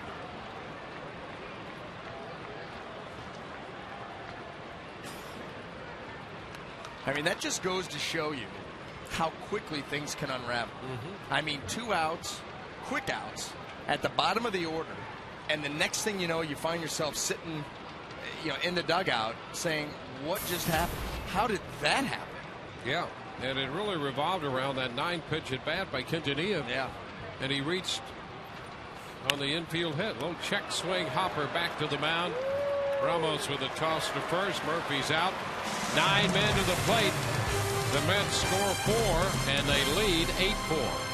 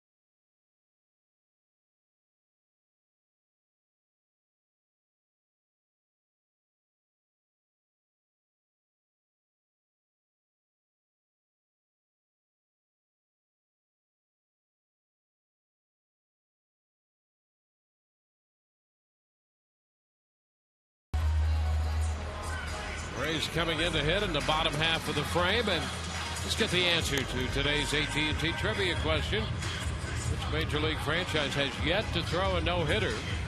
The Mets now have one, courtesy of Johan Santana. The answer would be the San Diego Padres. So since 1969, no San Diego Padre has thrown a no-hitter. And Santana threw one. That was the 8,020th regular season game for the New York Mets, and Santana threw the no-hitter against the St. Louis Cardinals. Sean Rodriguez takes the first pitch here in the bottom of the 4th. That's in there for a strike. Santana, who became the first pitcher out of Venezuela to win 20 games, became the 4th Venezuelan to toss a no-hitter, and the first New York Met. How about that? 8,020 games, no-hit performances by a New York Mets pitcher. Sean Rodriguez lifts a high fly ball left center field. Nieuwenhuis makes the catch. And that's with a stable of really dominant pitchers that rolled through that franchise with Seaver, Gooden, you had David Cone. You go on of guys that had no-hit kind of stuff. Yeah, I mean, they brought Nolan Ryan to the major leagues. Yeah, he hit the 7.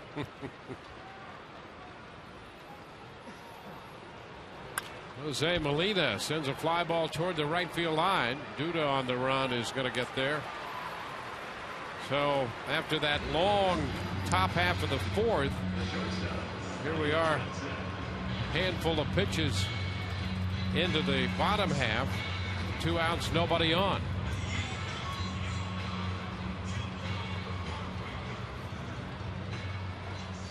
Elliott Johnson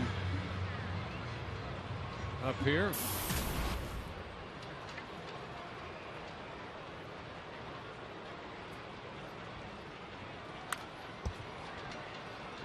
Strike 1.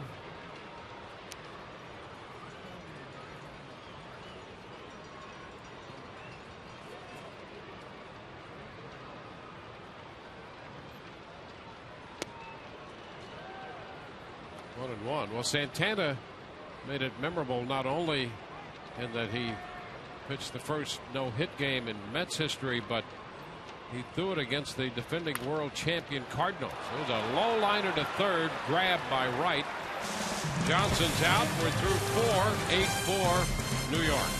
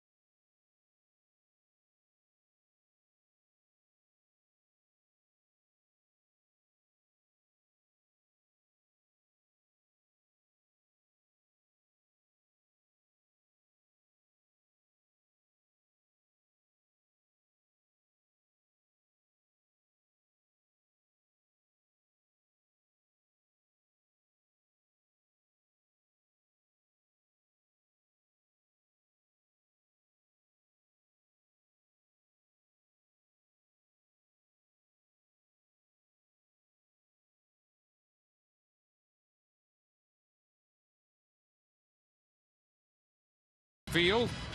The New York Mets have an 8-4 lead, putting 4 up in the 4th inning. Time for the Just for Men Auto Stop foolproof stat.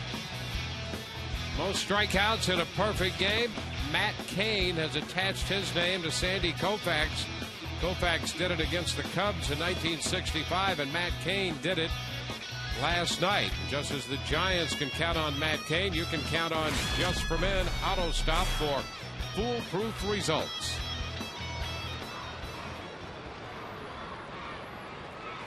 We go to the 5th. Jason Bay leads it off against Cesar Ramos, and the pitch is outside. 1 ball and no strikes. Matt Cain became the first Giant ever to throw a perfect game, all the way back into the New York Giant days. It's somewhere around 130 years of baseball, and the Giants never had a pitcher throw a perfect game until he threw one against Houston. Not even with the rolled up sock. It was a little bit easier back then. There's ball 3 to Jason Bay. 3-0.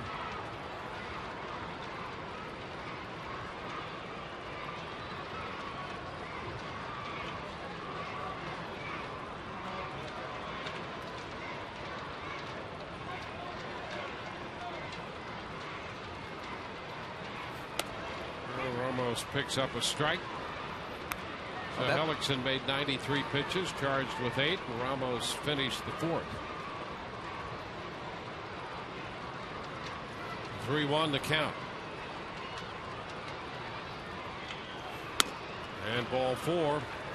Second walk issued by Ramos. Well, Matt Cain last night, a perfect game with those 14 strikeouts. And there were a couple close calls. This one, how about Gregor Blanco, who's playing right field, and they just moved him over toward right center. And he made that catch on a ball hit by Jordan Schaefer. My favorite was watching, well, obviously, Matt Cain, the perfect game, the celebration was great, but a couple of those ground balls in the 8th and 9th inning, the footwork of the infielders. You talk about guys who were very well aware of what was going on. I mean, counting their steps. It was, you know, you forget about that. Not only is the pitcher trying to throw for a perfect game, but you don't want to be the fielder that makes the error. So everybody on alert, and they get it done. Well, you get down into the end of those no-hit bids, perfect game bids. The adrenaline is just off the chart. For everybody. Yeah. Yeah. I mean, even the one that we sat through with Mark Burley, you can feel it up here. I mean, it's something you don't see very often. You can imagine what it's like down in the field. 2 strikes the count to the catcher, Tolley.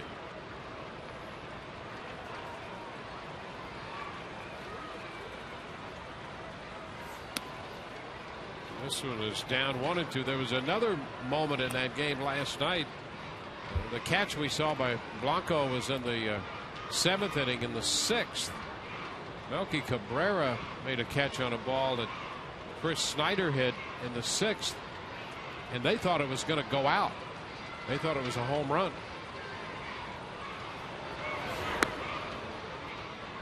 2 balls, 2 strikes.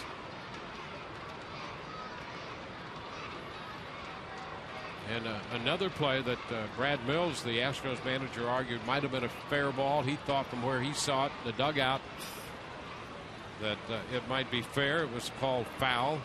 So all of those close calls, and there's usually 1 or 2 close calls and great plays, great defensive plays to keep a no-hitter or a perfect game going. And we saw that great catch in right center field.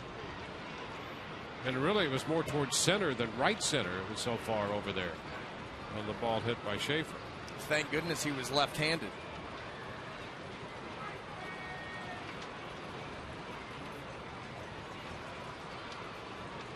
Two now the count. Runner goes, swing and a miss, and the throw is not in time. And Bay, who's certainly not fleet of foot, but he got a great jump. Well, combine the jump with the high leg kick of Ramos, and this was too easy. His second stolen base of the year. So he's at second with 1 out. Tolley strikes out. And here's the guy who prolonged the 4th inning with that 9-pitch at bat before he got the infield hit. Omar Quintanilla.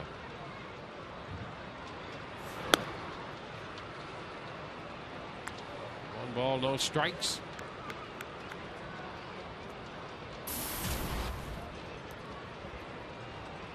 I think Matt Cain, you know, he had toyed with no hitters before and finished off the perfect game last night. Ground ball right side. Zobrist with the toss. Bay goes over to third. Quintanilla is the second out here in this inning. Let's check in with Laura. You have more on the perfect game, right? Yeah, Dwayne, I know you guys were staying up watching that. I certainly couldn't go to sleep. Turns out Steven Stamkos, Lightning center as well, he was watching, and he tweeted about it, saying he's really glad that he had Cain in his fantasy league. A little foresight there from Stamkos. Also said he was very nervous. I know I was nervous. Buster Posey said he was nervous.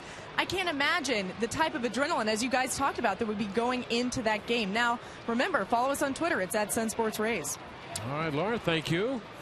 First pitch here from Ramos is a strike to doing Heiss. Well, I'll tell you what. I went home last night, did a little preliminary work for today's game quick, and then watched a couple hours of investigative Discovery Channel, and I was nervous too. A lot of adrenaline there. Let me tell you, not easy to go to bed after that nonsense.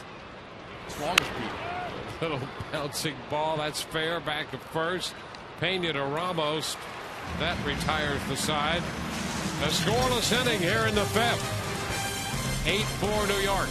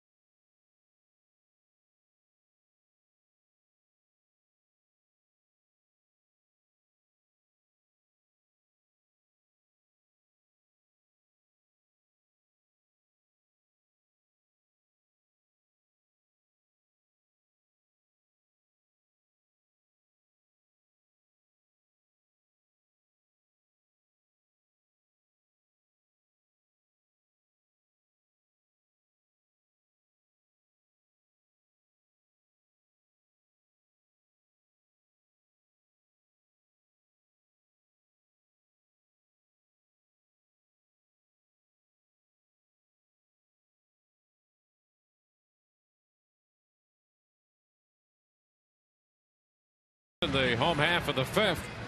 For all the latest updates on your Tampa Bay Rays, log on to TampaBay.com. From the diamond of the clubhouse, we bring you the in-depth news, stories, and scores 24 hours a day only at TampaBay.com. Powered by the Tampa Bay Times. It's Desmond Jennings, top side of the order for the Rays. And the first pitch from Santana is a strike. Santana in the mid-70s in pitch count. Here to open the bottom of the fifth inning. 1-1. Santana made 134 pitches in his no-hitter against the Cardinals. And then in the next outing gave up 6 runs to the Yankees in 5 innings. On 86 pitches. The shortstop, Quintanilla, handles this one. Jennings is the first out.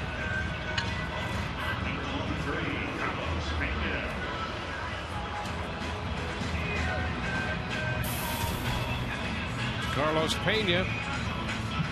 Carlos looking for his first hit. He's 0 for 2.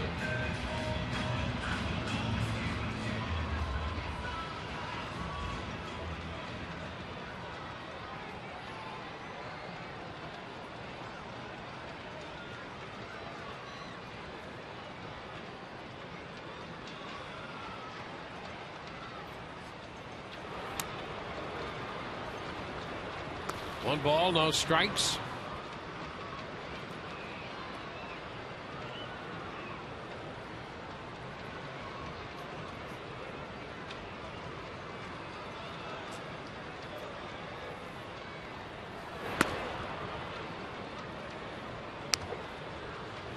Two and 0.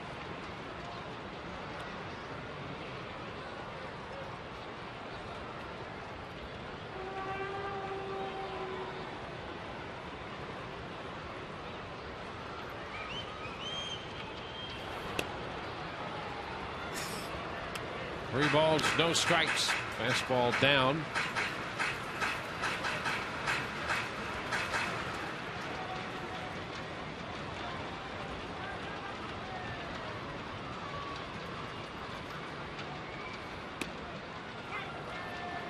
takes the count to 3-1. Rays scored 3 in the second inning and added a run in the third. Mets have scored in every inning except the fifth.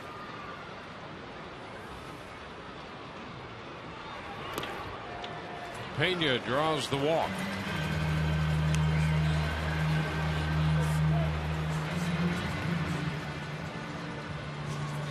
Number 2, BJ Upton.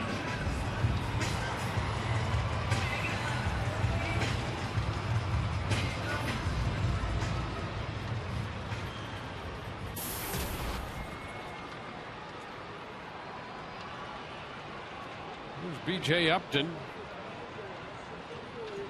BJ walked and scored a run in the third.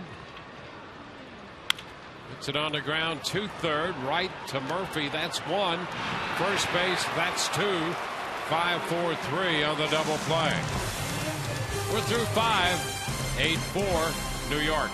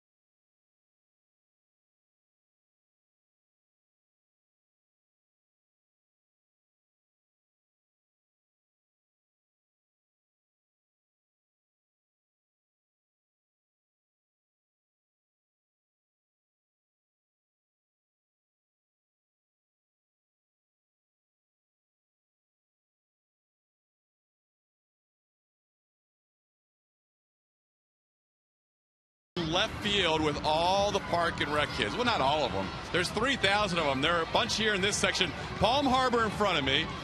Brandon right here. Tampa up there. And Thundersticks and baseball. Quite a combination. Everybody out here having a good time. There's going to be other Parks and Rec days during the course of the year, but 3,000 of them out here today, guys. Back to you. Good job. Good job. Todd Callis is surrounded out there. Nice. Cesar Ramos will open the 6th inning. Valdespin leads it off and takes the first pitch for a strike. Pit.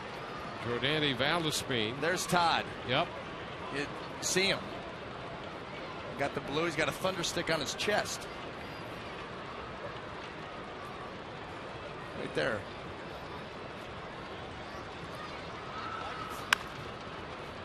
I'm not sure they encourage you to go over seats like that, though. Yeah, don't try that at home. No.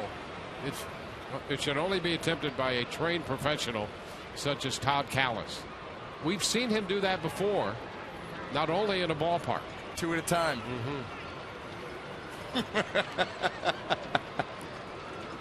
What was the name of that place?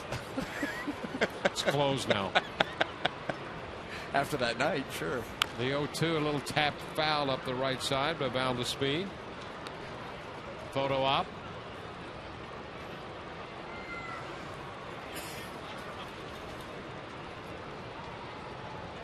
Never mind the people trying to get through. We have photos to take.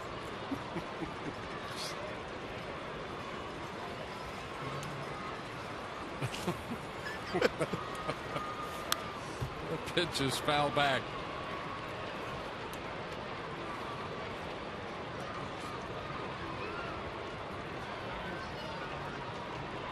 She wants to talk to him about going over the row back there, stepping over the chairs. Yeah, she's, that's against the rules and a bad example for all these youngsters here. Yep. Chew on them a little bit, then take off. I mean, would he just get it over with and run for office? Just be done. I mean, we should just pick whatever office.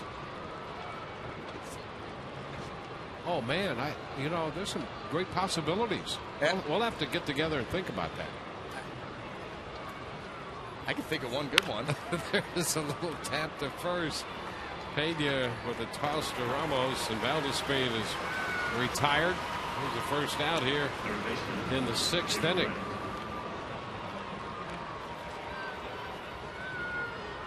I mean, he could get elected to any office.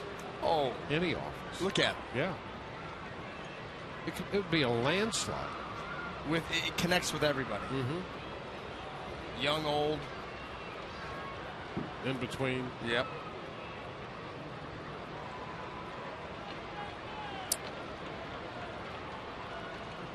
See, he enjoys that kind of stuff. Truly enjoys it. Oh, what about the file photo from yesterday? Oh, yeah. You showed during the auction. David Wright lifting a towering fly ball to center.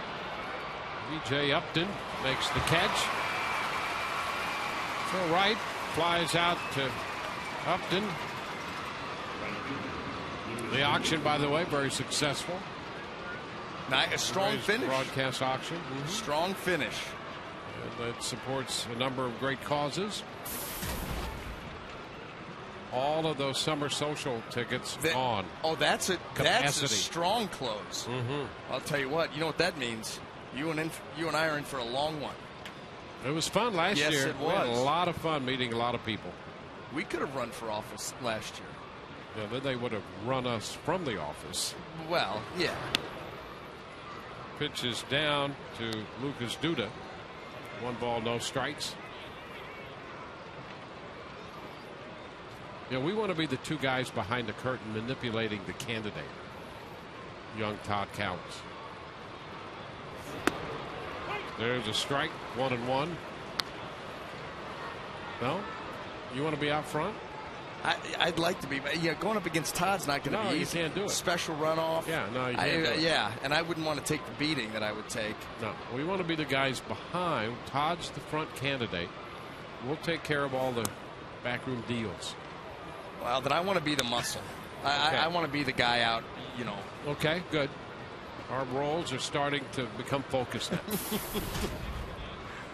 I smell domination. Well, look what we've done in Europe. Oh, yeah.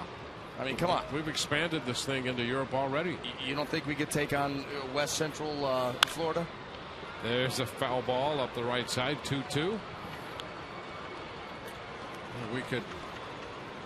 Boy, this. What an idea. Great things could be in store. This is how your mind wanders during a game like All this. because of Todd's smiling face. Yeah. Yeah, it's built on that. It'll be great. You ever seen him in a bad mood? If I did, I would admit it. Well, I've never seen it, so.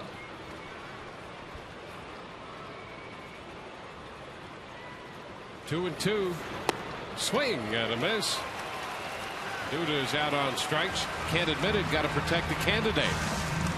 Rays need some runs. They're down 8-4.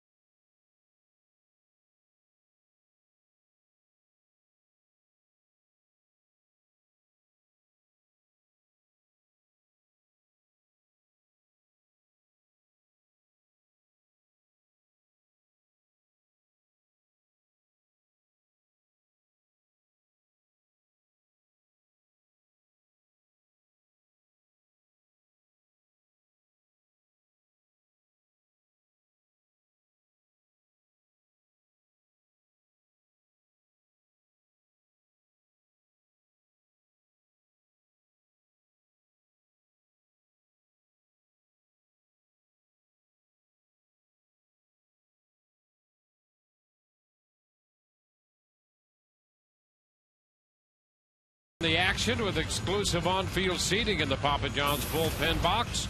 Available dates are going fast. Act now to make your group reservation.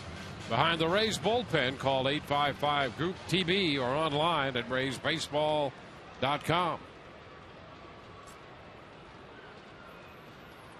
Hideki Matsui, who singled and scored a run in the second inning. Here's J.P. Howell busy in the bullpen, and there's a base hit by Matsui. He'll make the turn and hang on. Matsui 2 for 3.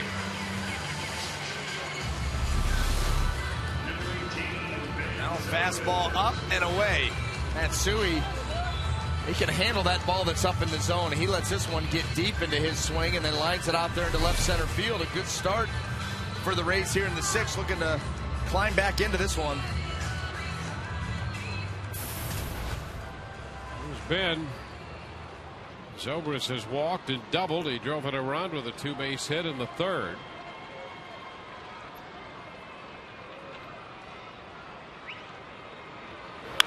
And a shot down the left field side. It's going to be foul and out of play. And a great catch down there. It's worth a hug. Brought his glove. In and out. Oh, there. Good recovery.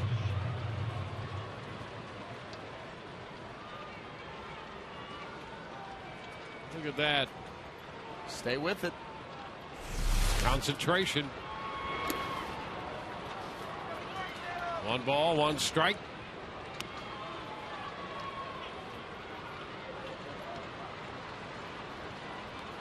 It's Roush. John Roush, the big right-hander.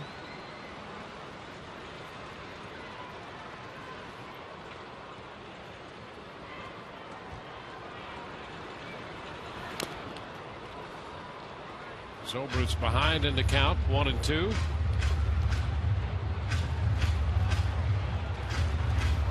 Santana closing in on 90 pitches.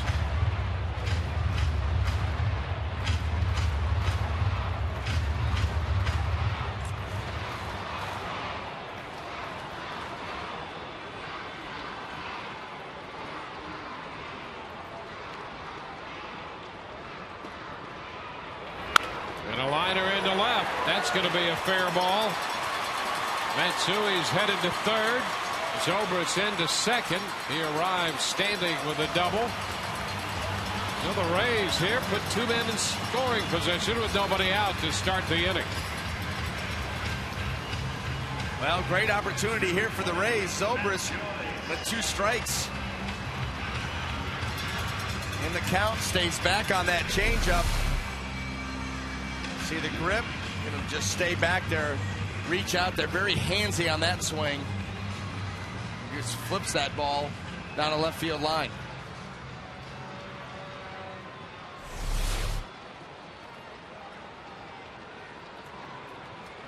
Joyce 1 out of 2.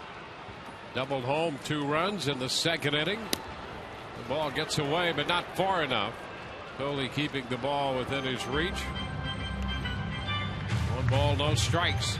91 pitches on the day now for Santana. Roush up in the bullpen for New York, and J.P. Howell is up in the bullpen for the Rays. Jake McGee is stirring down there. Going to get some further action.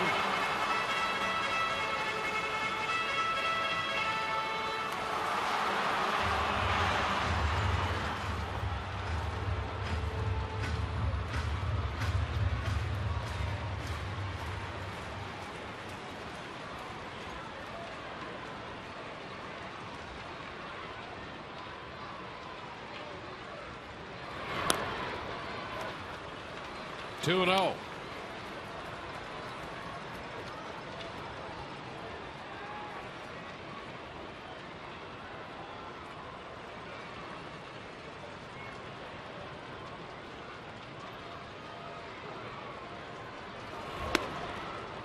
And now there's ball 3.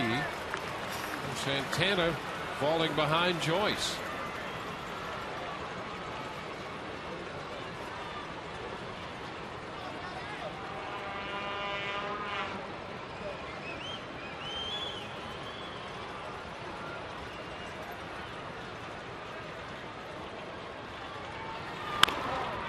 swinging 3-0. Fouls it. A green light, second and third. Get something good to hit. You got to trust your hitter if you're going to give him that 3-0 swing.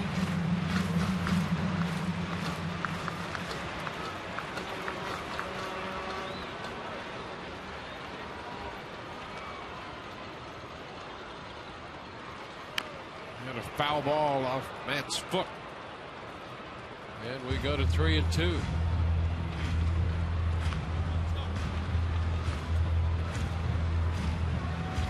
He's facing the 33-year-old left-hander.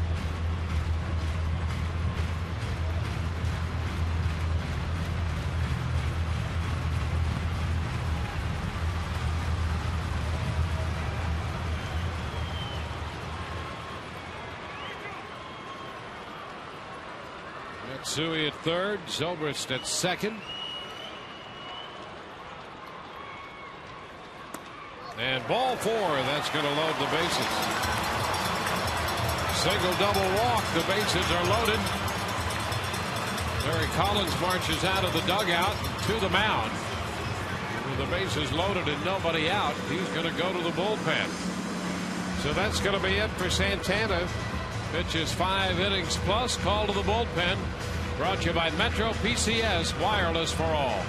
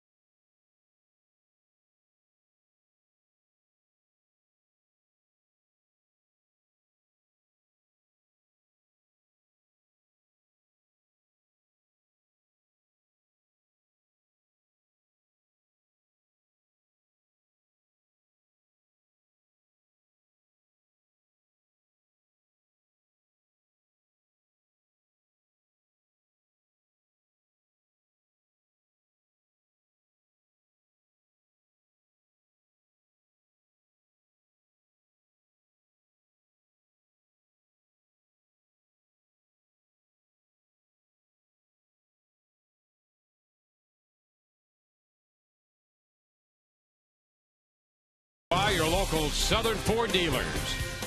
By Subway restaurants. Play hard, eat fresh. And by your Bay Area Acura dealers.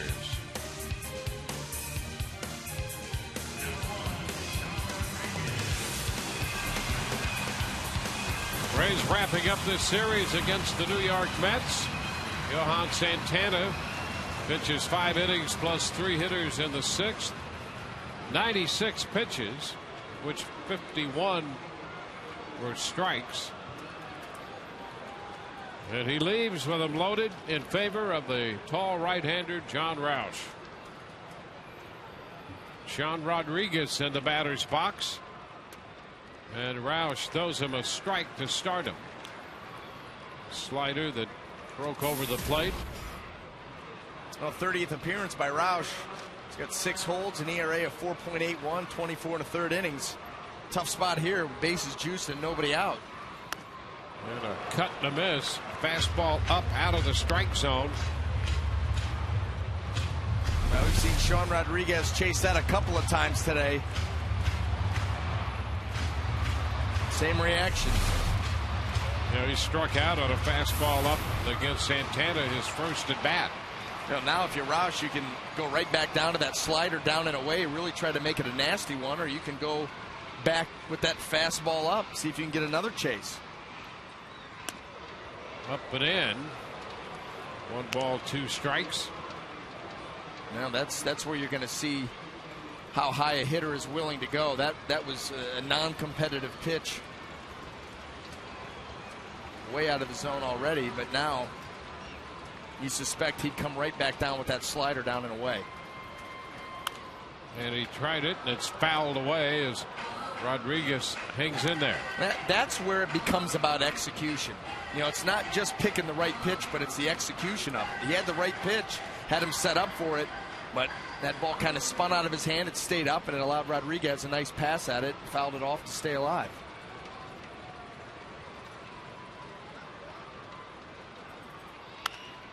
And he fouls this one off. A little better slider there, and a nice job by Rodriguez. Absolutely. Showing Rodriguez starting to think along with Roush in this at-bat. He was able to go down there and dig that one out. Probably see him change up the pattern here. Maybe come back with that fastball in or up. Yeah, they're coming up.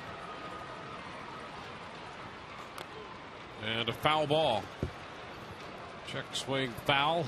Now Tolley wanted that up. That ball not quite the height that Tolley wanted after he finished all those signs. You saw him give the little hand signal like, give it to me up here. He didn't get it there. They may go right back to it. There you go. The 1-2. Swing and a miss. He got that one up, a fastball. And chased by Rodriguez. Well, you can see it in giving other signs. That's what they wanted to do.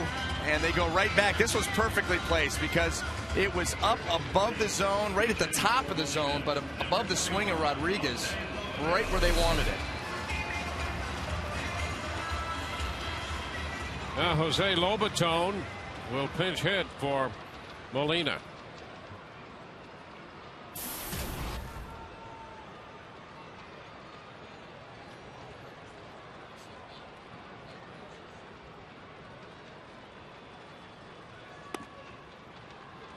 Pitch down.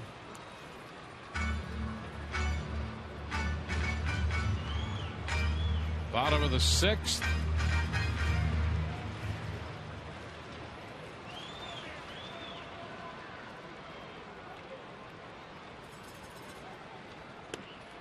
Lobaton missed that one. It's 1-1.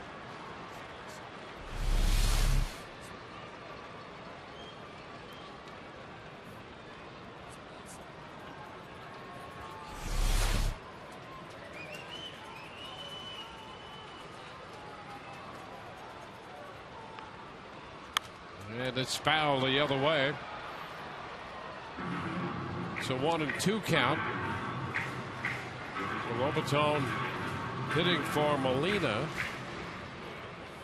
Luke Scott's had that little back issue, tightness in the lower back.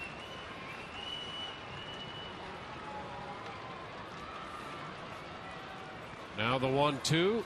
And strike 3 call. Lobaton caught looking. Now that ball may have been just off the plate, but that was exactly where Roush wanted it. Watch this track right down that outside corner, maybe just a tad off. Yeah, that ball looks to be a little bit off. Laz Diaz, he gets the call. And can't feel too badly about that. That ball was out there. Here's Elliott Johnson. It's up to Elliott if the Rays are to cash in. He fouls that first pitch back. He's fouled a slider.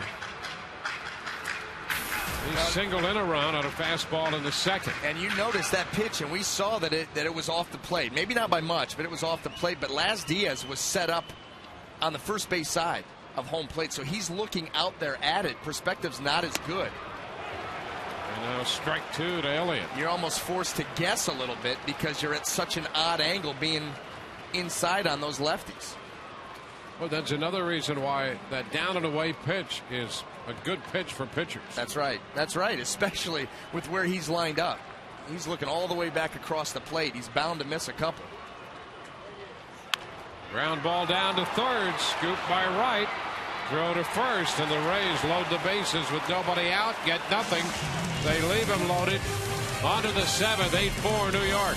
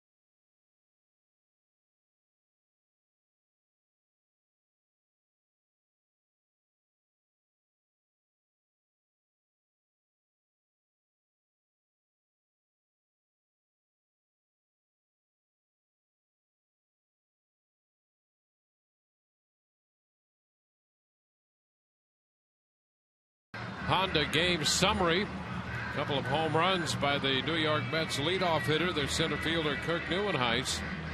2 home runs and 3 runs batted in. Lucas Duda has 3 runs batted in as well. Jeremy Hellickson charged with all 8 runs on 9 hits in 3 2/3 innings. Cesar Ramos followed him to the mound, and now pitcher number 3 for the Rays is J.P. Howell. Well, J.P. comes on for the 24th time. Looking to keep the Mets right here at 8 runs and hopefully get another crack. Had a beautiful opportunity in the last half, but not able to cash in. First pitch to Ike Davis, and the 7th inning's underway with a strike call.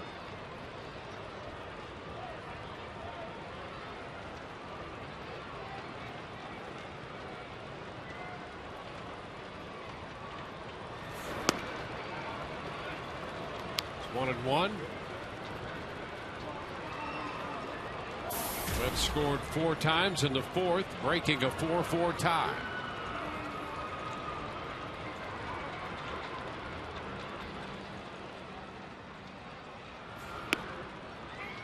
One ball, 2 strikes.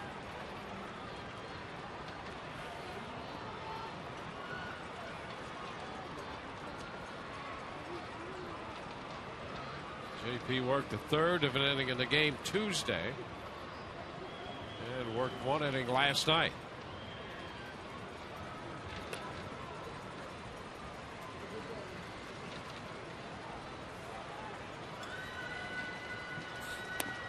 And a cut and a miss. Davis is out on strikes. Second baseman, Daniel Murphy.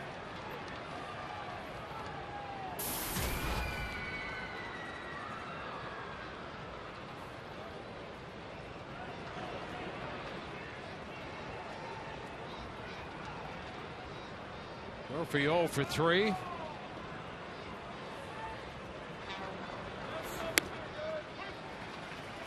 Pitch is a strike.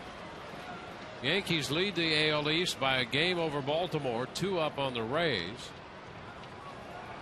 Bobby Parnell down there in the bullpen.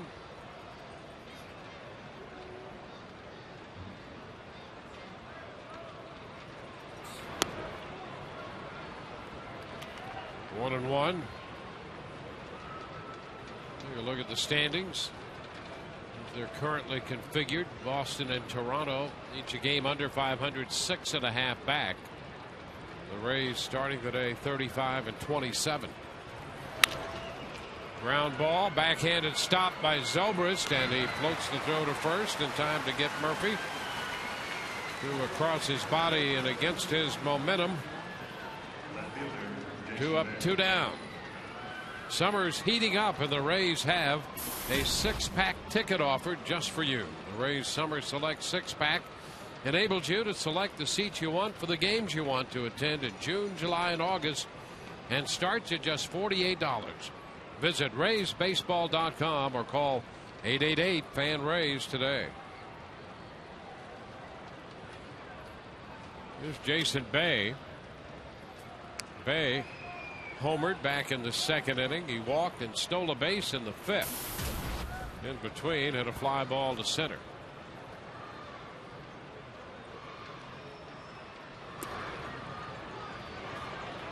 Two and 0 the count.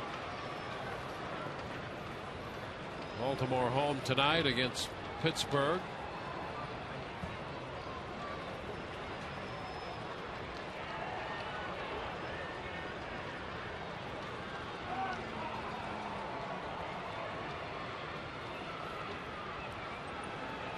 Two-0 pitch. That's a strike. 2-1.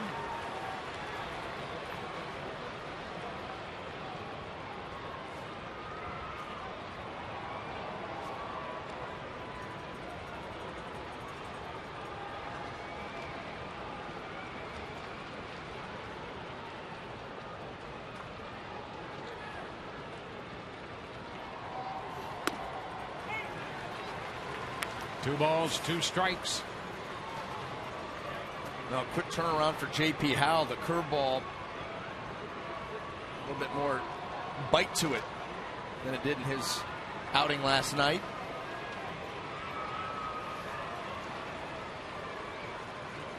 He tired the first two, and he's 2-2 with Bay. And he got it. Fastball, Bay caught looking. So we'll go to the bottom of the seventh, 8-4 New York.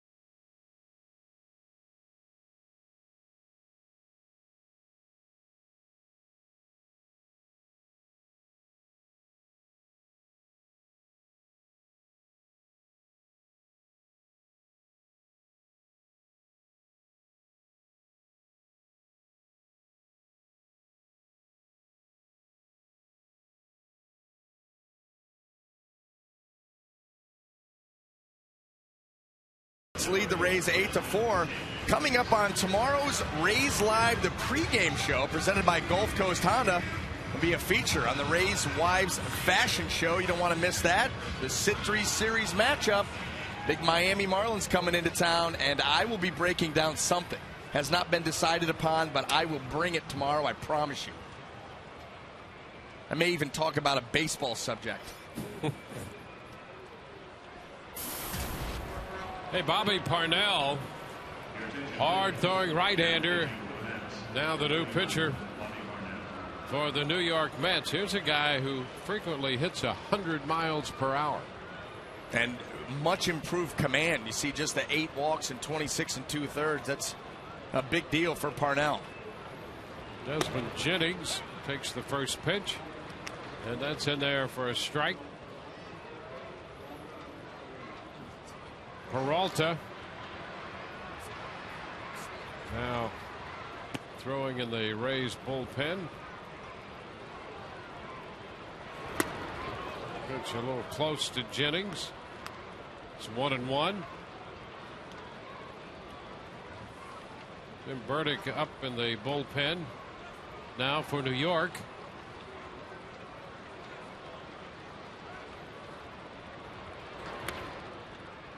Breaking ball is down. Slider. 2 balls and a strike.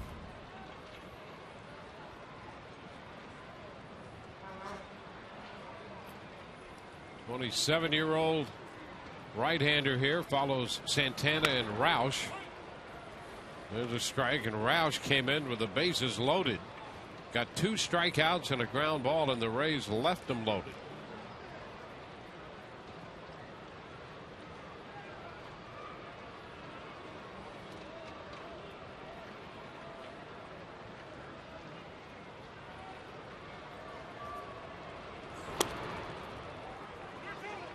And the count will go to 3-2. That fastball at 98 down. And I think Bobby Parnell thought that was strike 3.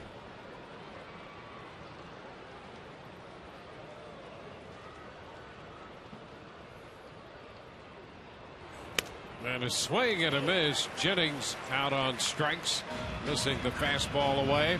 Well, you get so anxious to swing the bat, and I'm sure Desmond Jennings, that previous fastball was very, very close. Probably said to himself, I can't let another one that close go by. And he opens up the strike zone a little bit, goes off the plate.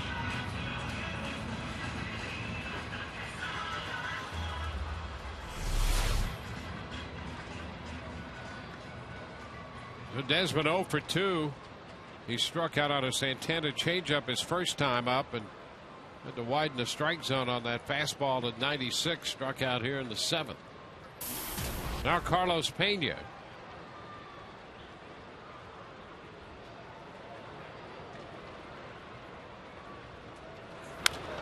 Carlos under it. Skies a pop foul. Tolle and right. Tolle backing up as that ball comes back toward the playing field. Pena's the second out. Well, Rays fans, win your chance to gain all access for 2 to the June 29th Rays versus Tigers game at Tropicana Field. You get an exclusive behind-the-scenes tour with Sun Sports. Log on to foxsportsflorida.com and click on the Rays tab for official rules and to find out how to enter.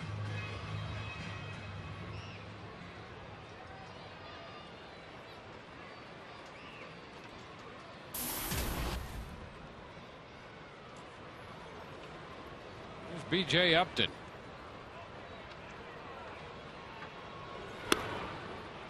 Fastball off the plate. 1 ball, no strikes.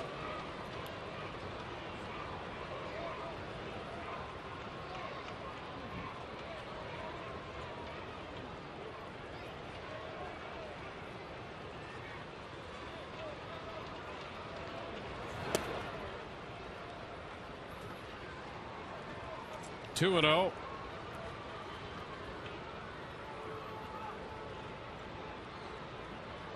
Cornell was in 60 games last year for the Mets. 4-6 with 6 saves. And a strike on the outside part of the plate. Mid-90s fastball.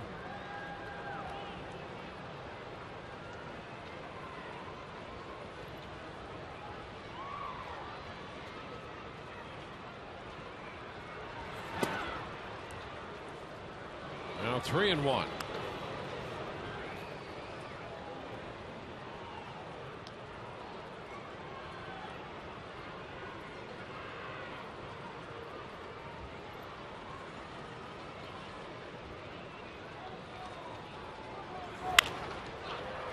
A popper, short right, and out to second baseman Murphy with a little reach, an extension of the glove hand to make that catch in shallow right field.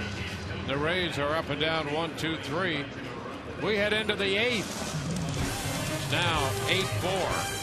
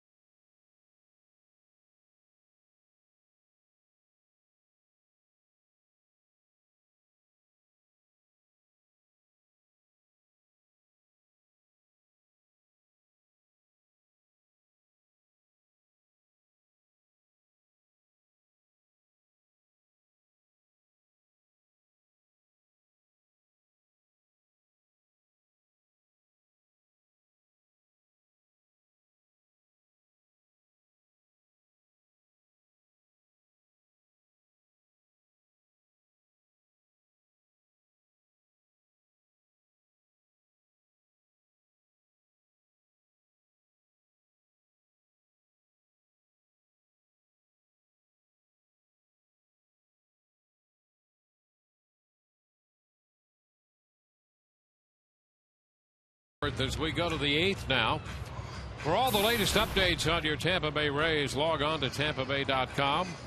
From the diamond to the clubhouse, we bring you the in-depth stories, news, and scores 24 hours a day only at TampaBay.com, powered by the Tampa Bay Times.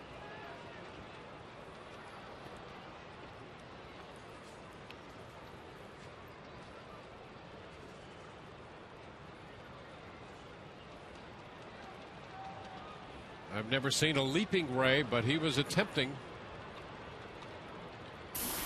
New pitcher is Joel Peralta.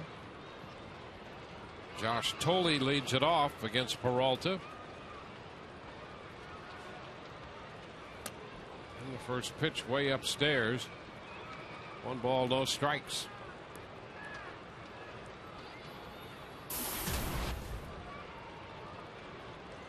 Tolle's hit a fly ball to right, is grounded to second, and struck out his last time. Hellickson, Ramos, Howell, and now Peralta.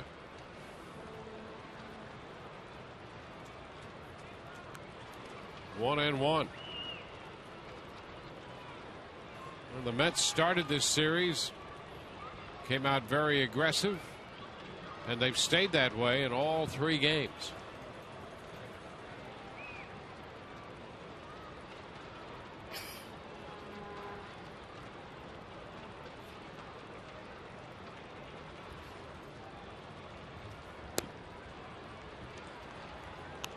Two and one. They have seized the initiative against the Rays starters.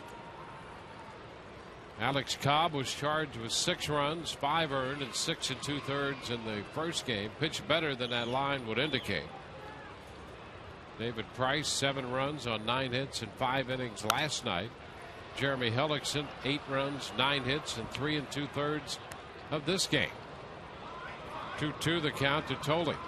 And the Mets offense just had that never say die attitude, especially in game 1 against Alex Cobb, and in today's game. A couple of times where they registered 2 quick outs and then went to work, just put some big innings together. Got hot en masse.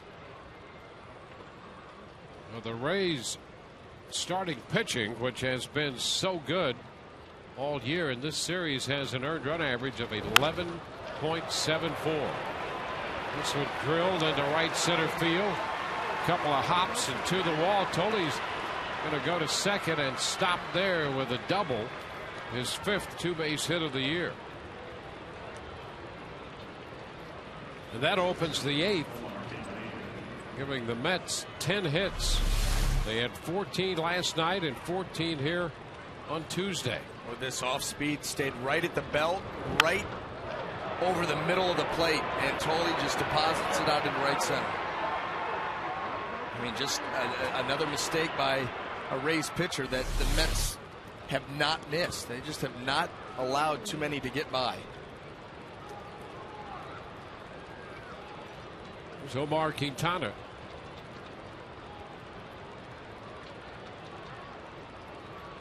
Runner at second.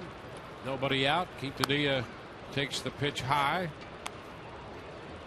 Well, he had a very important at bat in this game in the 4th, Quintanilla. But he extended a bases empty 2-out at bat with a 2-2 count to 9 pitches, and then reached on an infield single, and that led to the 4-run 4th. Fouls it back. You get the first 2. Couple of strikes on the number 9 hitter, and you think you're in good shape. And then things fell apart. That is finish. That's what you have to do. You can't assume anything. You can't take a mental break. It may look good. It looked good when the bases were loaded for the Rays and nobody out. Didn't get anything there. You've got to finish. Pitch is down, 2-1. Well, the time of possession clock in that 4th inning tells it all. The Mets were up for 24 minutes, and the Rays in the bottom half went out 1-2-3 on 8 pitches, and they were up for 2 minutes. The Mets took command in that inning, and they've held it since. 3-1 the count to Quintanilla.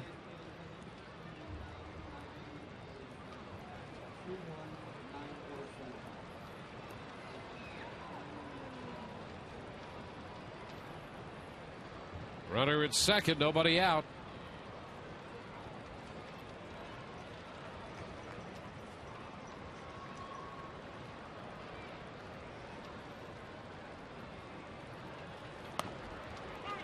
And a strike is called.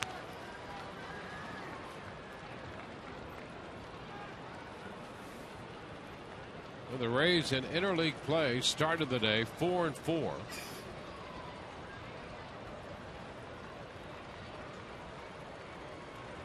And 1-4 at home in interleague play.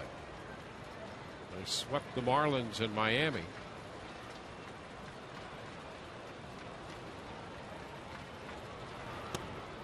And ball 4. First 2 men aboard in the 8th.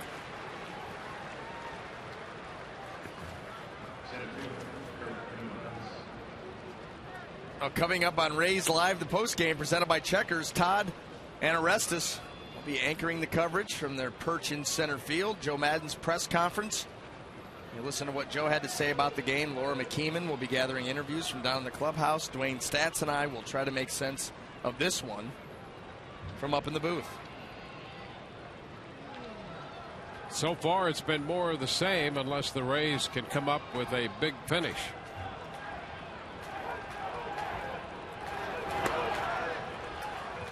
And the pitch from Peralta misses. Kirk Neuenhuis has hit 2 home runs. He's 2 for 4.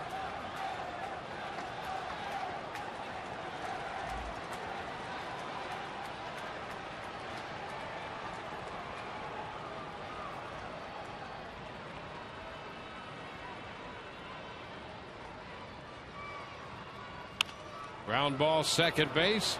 Zobrist to Johnson, 1. First base, they got them both. 4-6-3 on the double play. Tolley takes third. He'll be there with 2 outs. Boy, you needed that. Big pitch there by Peralta. Nice job here by Ben. Good feed. Allows Elliott to get out of the way and get something on that throw, which is what he needed. You watch it here. Watch the feed to the left side. Get out of the way and fire.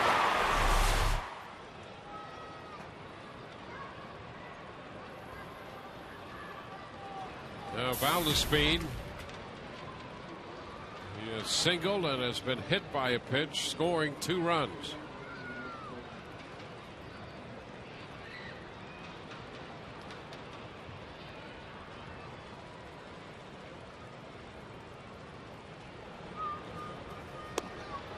And he missed the bunt attempt. That's a strike.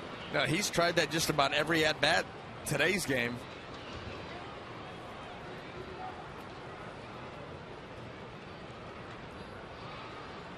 There's a couple of home runs. His first big league hit was a home run off Jonathan Papelbon.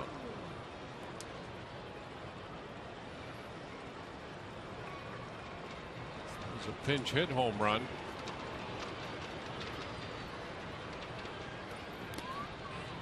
This one is low, covered up by Lobaton.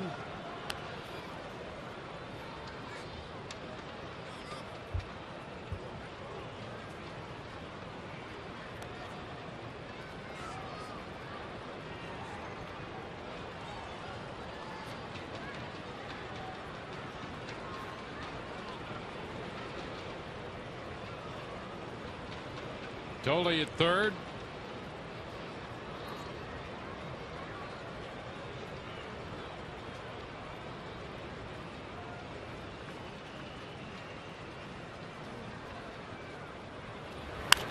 And it's popped up by Valdespin. Pena making the call and the catch to retire the side. A man left at third, bottom of the 8th coming. 8-4 New York.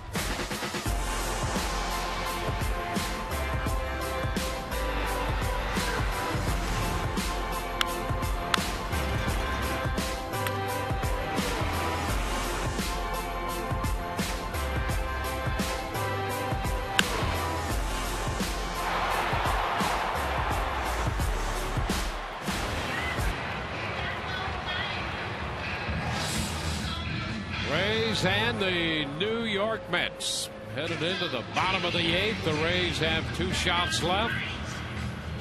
Hideki Matsui is going to lead it off. And he will do it against a new pitcher, the veteran left-hander Tim Burdack on. Santana for 5+, Roush for 1, Parnell 1. And here's Matsui against the lefty.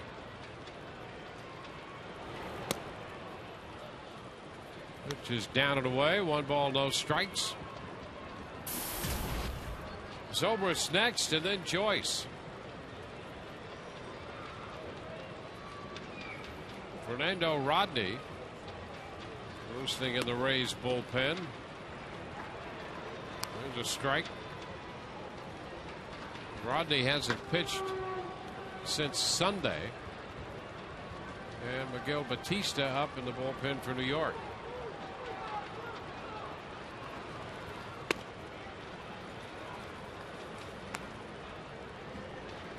Two and 1 to count. So at the very least, Rodney will get a little work. If something special happens, he could be in there with some meaning to this outing.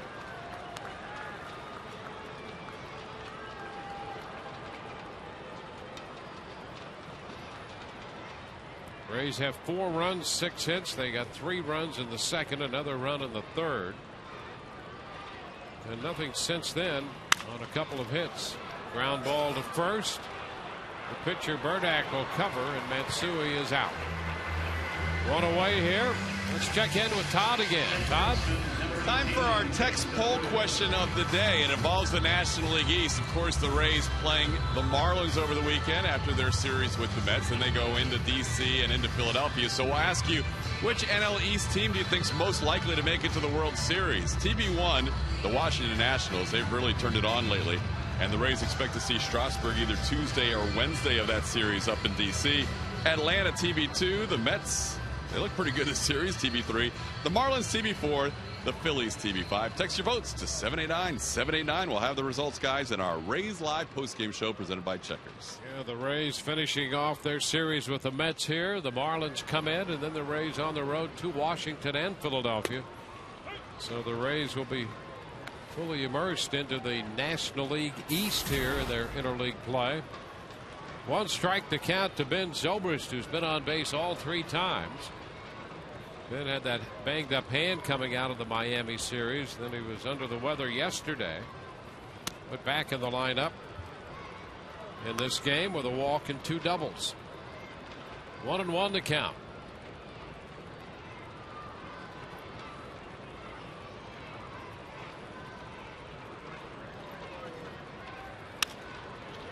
Into right field. Duda is there and makes the catch. Ball hung up long enough. 2 up and 2 down. The Mosaic Company and the Rays continue to work together to end hunger through home runs for food. With each Rays home run, Mosaic donates $500 to Feeding America Tampa Bay. So far, $32,000 has been donated to Feeding America Tampa Bay. 2 outs, and here is Matt Joyce. Boy, the Rays had the bases loaded and nobody out in the 6th. And since Joyce walked to load the bases, 3 separate New York Mets pitchers have retired 8 straight. And Matt takes the pitch for a strike. Roush came in with the bases loaded. Picked up 2 strikeouts and a ground ball. Parnell a strikeout. Foul out and a pop out. Ground ball line drive out here in the 8th inning against Tim Burdack. 1 and 1 the count to Joyce.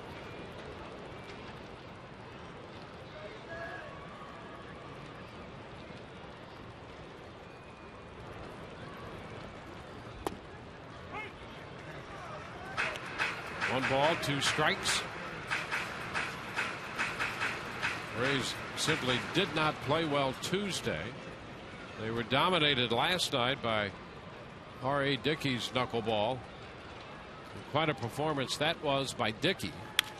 1-2 and a line drive caught by Wright, who was over near the shortstop spot on the shift. So it's a 1-2-3 inning again. On to the ninth. 8-4 New York.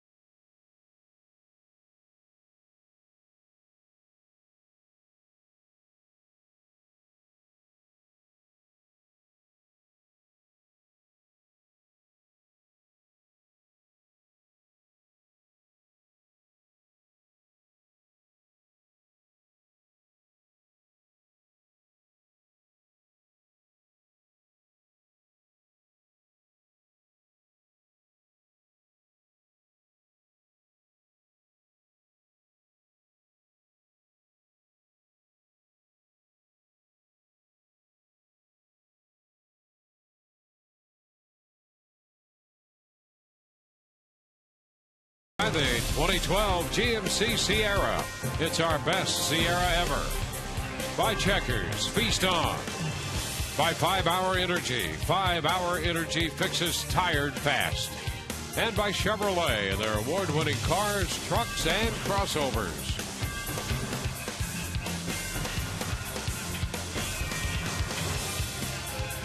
We go to the ninth inning of this game. The Rays and the Mets. Game 3 of this 3-game series. Fernando Rodney is pitcher number 5 for the Rays. Well, he comes on with sterling numbers across the board. 31st time, 18 out of 19 saves, ERA under 1. Opponent's average, outstanding. Looking to get some work in and hold the Mets right here and give the Rays one last shot at a comeback. Frank Francisco up in the bullpen now for the Mets, and the first pitch a little close to David Wright. He moves out of there in a hurry. 1 ball, no strikes.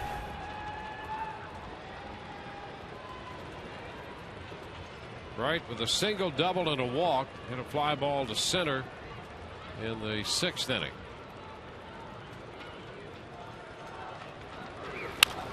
A ground ball chopped toward the middle, and that's going to go through. Base hit into center. And Wright is on base for the 4th time today. Well, just good placement there.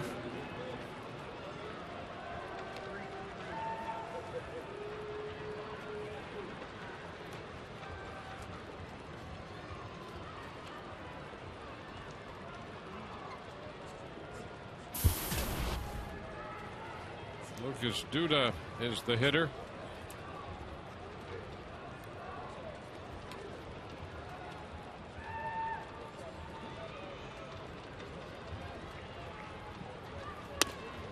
The pitch is a strike. Rodney pitched the 9th inning of the game Sunday in Miami when the Rays won 4-2.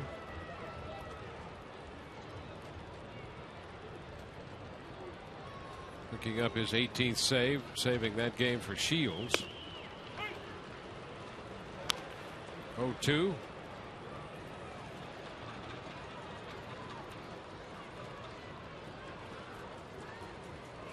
Miami coming in here tomorrow night. Matt Moore is going to start against Carlos Zambrano.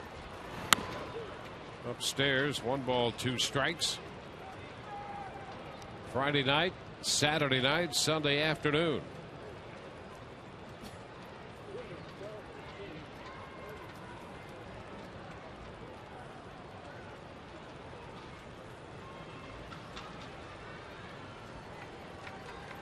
And this one behind him, and Duda had to skip rope to get out of the way of that one. And down to second base goes Wright. So a wild pitch charged to Rodney. Now trying to throw that changeup, and he just yanks it. I mean, Duda, I don't know how that missed his feet. He gets over top of that baseball.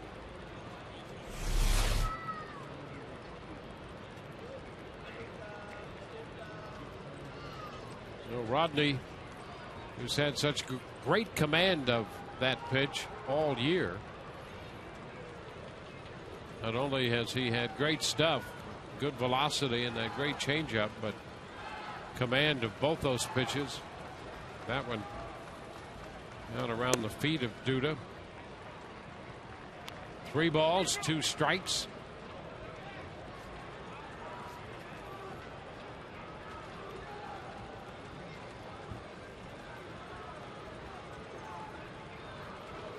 It's like Davis on deck.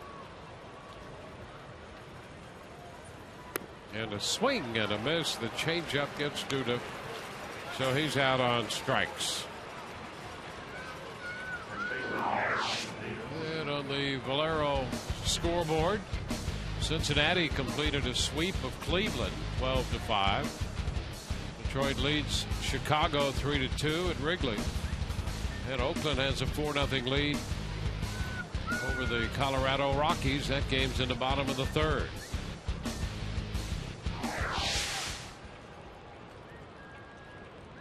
There's Ike Davis. He singled home a run in the 3rd. He missed the fastball. Strike 1. Yeah, how about that movement on that? Fernando Rodney coming first pitch 95 and tremendous tailing action.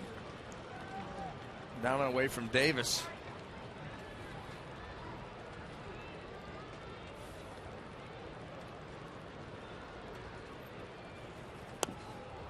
There's a strike. Change up, followed the first pitch, and now the count is 0-2.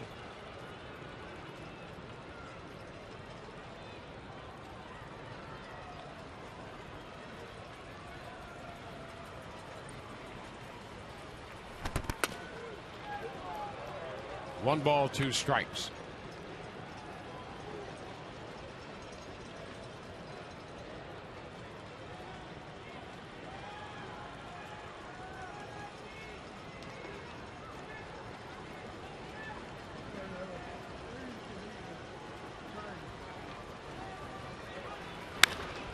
Into right field. Joyce back. That's going to be off the wall. Wright will score. It's going to be a long single. Davis lines a changeup off the right field wall. That's the one thing that Ike Davis has shown this entire series is his ability to make adjustments from at-bat to at-bat, sometimes within the at-bat. Had swung and missed at a changeup earlier and been way out in front and then able to stay back. Gets this one closer to him and shoots that ball to right field in a hurry. We've seen his power. We've seen him look bad on some pitches and then come back and hurt you on that same pitch later in the game. So it's 9-4 now as he drives in his second run of the day. Badenhop loosening in the bullpen. Rodney with a 1-strike count on Daniel Murphy. And a line drive to third, caught there by Sean Rodriguez. That'll be the second out. You know, you've got Badenhop up because Fernando Rodney, you got a ball game tomorrow. You don't want to have him out there soaking up too many pitches. You may need him tomorrow night in a save situation. Yeah, well, Madden wanted him to get some work today, but not excessive work. Right. Because he hadn't pitched since Sunday. He's made 14 pitches in this inning, and they don't want him to go much beyond that. In There's fact, a strike to Bay. Yeah, you figured this would probably be his last hitter. Get him out and don't have to worry about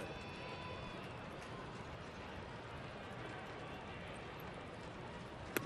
Swing and a miss. The change up. 0-2. Well, the Mets scored single runs in the first and second, 2 in the third, and 4 in the fourth. And a run in the ninth. Rays got 3 in the second, a run in the third, and not much else since. They did threaten in the 6th, but they left the bases loaded. Fastball way high. 1 ball, 2 strikes.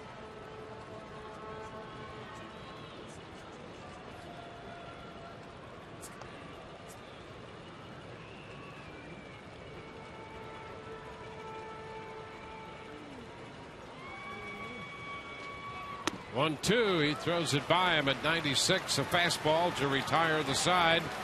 Bottom of the 9th coming. 9-4 New York.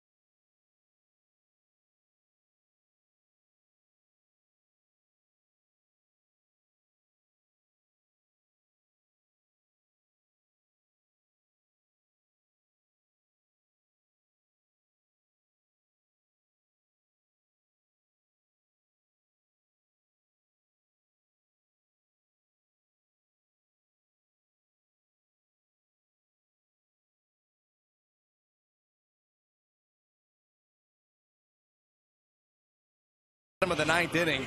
This July, don't miss the biggest event of the summer as baseball's greatest stars battle for home field advantage in the Fall Classic. The road to the World Series begins with the 2012 MLB All-Star Game Tuesday, July 10th at 7:30 p.m. Eastern, 4:30 p.m. Pacific on Fox.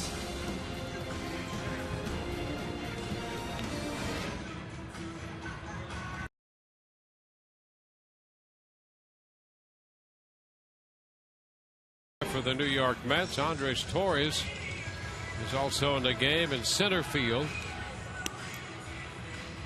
41-year-old right-hander Miguel Batista. ERA about 3.5. On for the 18th time. He has made 4 starts for Terry Collins.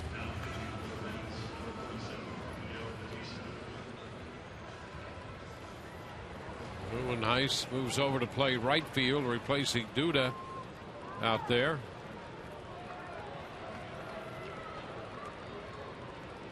And Sean Rodriguez will face Miguel Batista.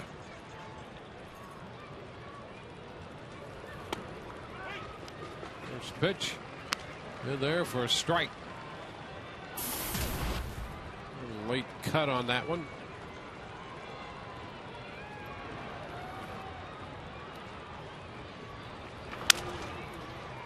It's going to be foul up the right side. The pitch, a little movement away from Sean Rodriguez.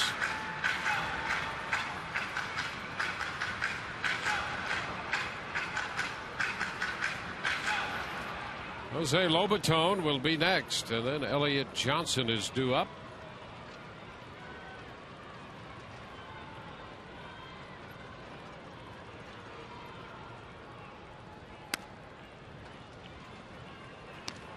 One ball, 2 strikes.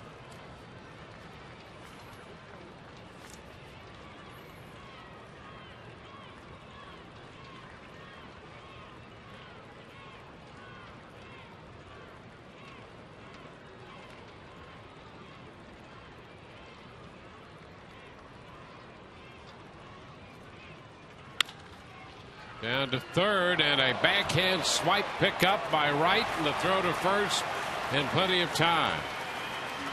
Right down there at third base, showing some quick glove work.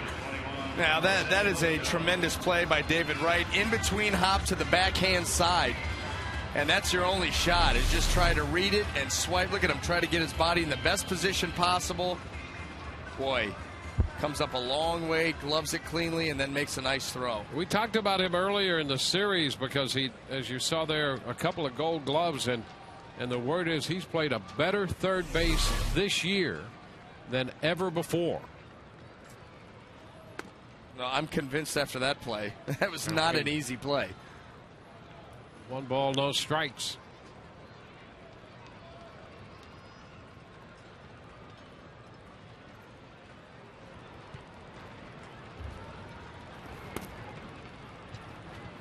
Lobatone ahead in the count, 2-0.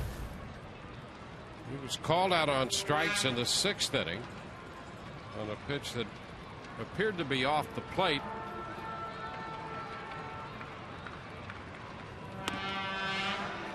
Two and one.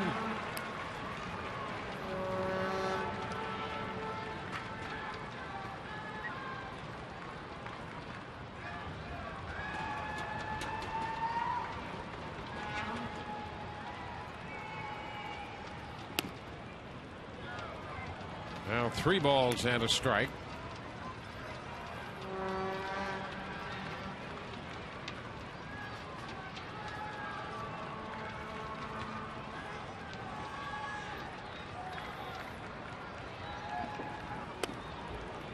Lobatone draws a 1-out walk. Well, this bullpen combination of Roush, Parnell, Burdick, and Batista not giving up much. That's the first walk their bullpen has given up today. Let's see, they have given up 1 walk, and that's it. There's Elliott Johnson. Pitch is a strike. Had a string of 10 in a row retired. Roush faced 3, retired 3. Parnell 3 up, 3 down. Burdick 3 up, 3 down. Rodriguez retired by Batista before the walk to Lobatone. And a strike to count to Elliott Johnson.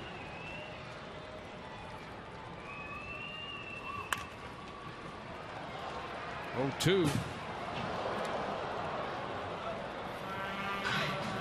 And more interleague baseball tomorrow. We'll be with you on Sun Sports at 6:30. Matt Moore is going to get the start against Carlos Zambrano. Zambrano had a little back stiffness his last outing against the Rays. He's scheduled to pitch tomorrow night. 1 ball and 2 strikes.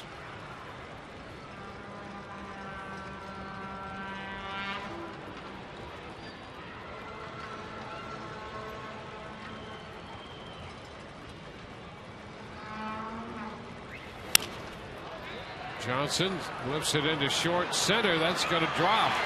Falling in front of Torres. Lobatone stops at second. The Rays with a couple men on in the bottom of the 9th inning against Miguel Batista. And Desmond Jennings will get another chance to hit. Now this ball gets in on Elliott right off the handle, but he just plops it out there right over the head of Quintanilla in front of Torres.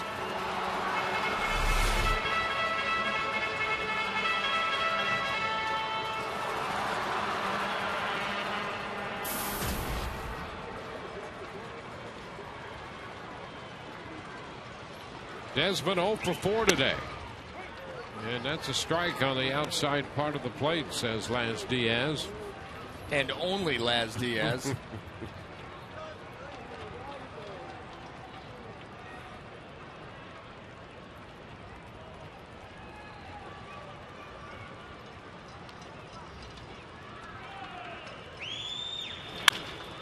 a liner into right center. That's going to be in there for a base hit. Cut off by the right fielder. Rays will get a run out of this. Lobatone scores. Elliott Johnson goes to third. To Jennings into right center. Makes it a 9-5 game. Yeah, and you know what? You're another hitter away from potentially getting a tying run to the plate right down through the middle of the order. Look at not a whole lot on that swing. Desmond Jennings just going with the pitch, and he shoots it out into right center field. Got to go. Lobaton coming around. So Lobaton scores. First and third, one out. Terry Collins is going to make a pitching change. This call to the bullpen brought to you by Metro PCS, wireless for all.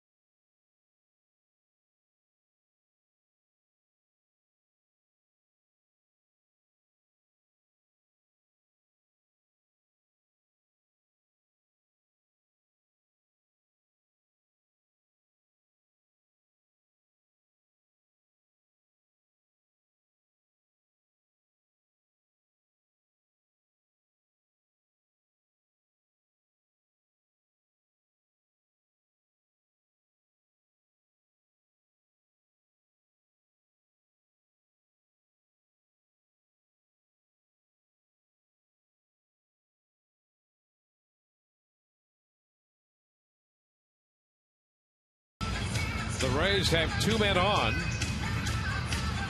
That's it for Batista. Frank Francisco gets the call. 15 out of 18 in the save department. Well, you see the 25 in the third innings of work, 28 strikeouts, 10 walks. That ERA can give you a little bit of hope that you're going to get an opportunity here. And two men aboard, you're down by 4. One already in. Really want to get that tying run to the plate, and the Rays aren't too far off. Well, 4 of his last 5 outings have been scoreless outings. And he is the closer. So here's Carlos Pena. The first pitch is high. 1 ball and no strikes.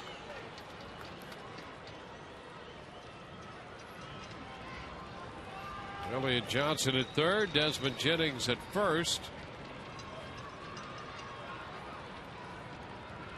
Francisco pitched a perfect inning here Tuesday night. 1-1. You got Pena on a foul ball to third in that matchup Tuesday.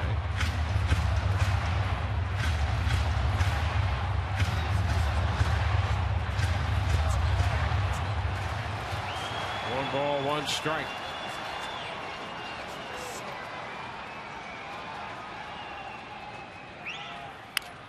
And a little one hopper out to second. Murphy gets safe at second base. Murphy trying to get the force on Jennings, and Jennings beat the play. Johnson scores. So the Rays get their second run of the inning. That makes it a 9-6 game. That could be a very big play. Jennings called safe. Terry Collins argues with Paul Schreiber about it. Pena reaches on a fielder's choice and picks up a run batted in. Well, that's one of the downsides of the shift, and you got the speed of Jennings going. There's nobody there to take the flip, so Murphy's got to go himself. Boy, that was bang bang. Those feet looked like they came down on that bag about the same time. Desmond gets the call by Schreiber. Boy, it almost looked like that was Quintanilla. Quintanilla gets to the bag. I mean, you go either way and someone's going to have a beef. Yep. So Jennings beat the play, and now here's Upton.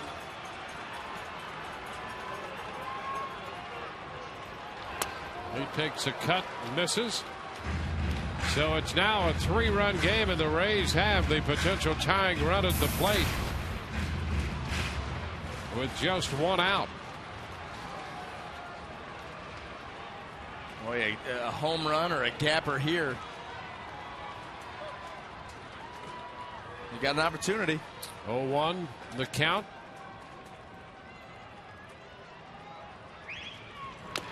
But it's fouled back. 0-2.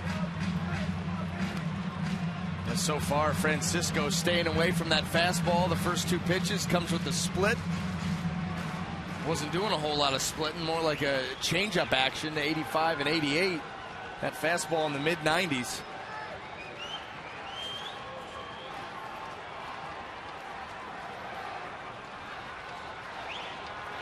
And a swing and a miss. Upton strikes out on a fastball. 2 gone, and the Rays will be down to their final out here. And it will be Hideki Matsui. Well, a couple of splits and then the fastball. The hard stuff right to the outside corner, and he gets it by BJ.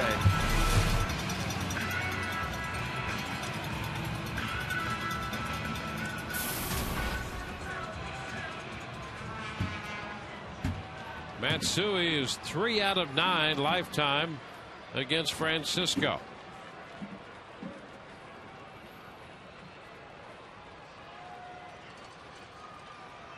Two hits today for Hideki Matsui. 2 of 4 with a run scored. Pena at first, Jennings at second.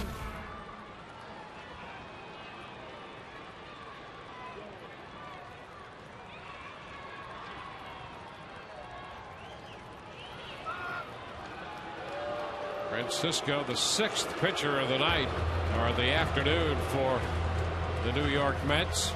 The Rays have utilized 5.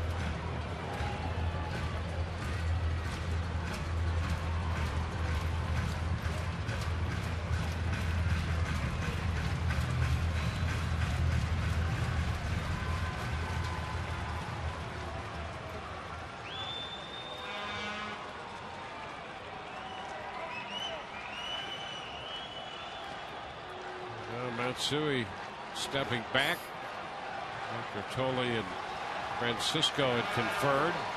Now we're ready.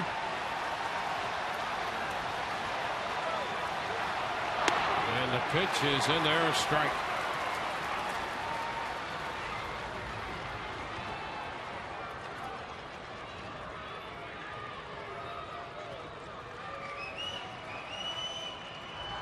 Zobrist on deck.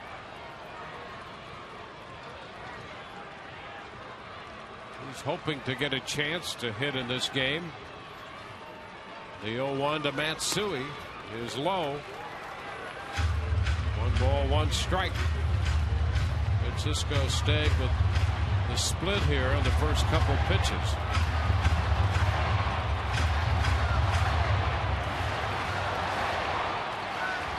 Well, Matsui, he likes the ball up in the zone.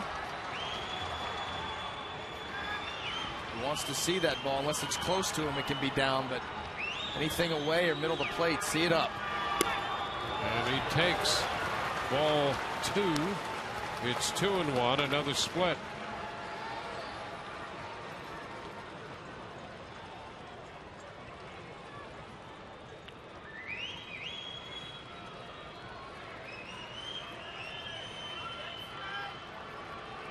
Rays with a couple runs home in the inning. And the 2-1.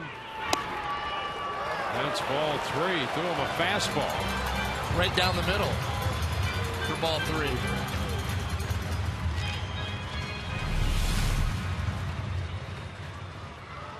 No, he missed his spot. They set up away, and he threw it down the middle. There you go. You get penalized for that.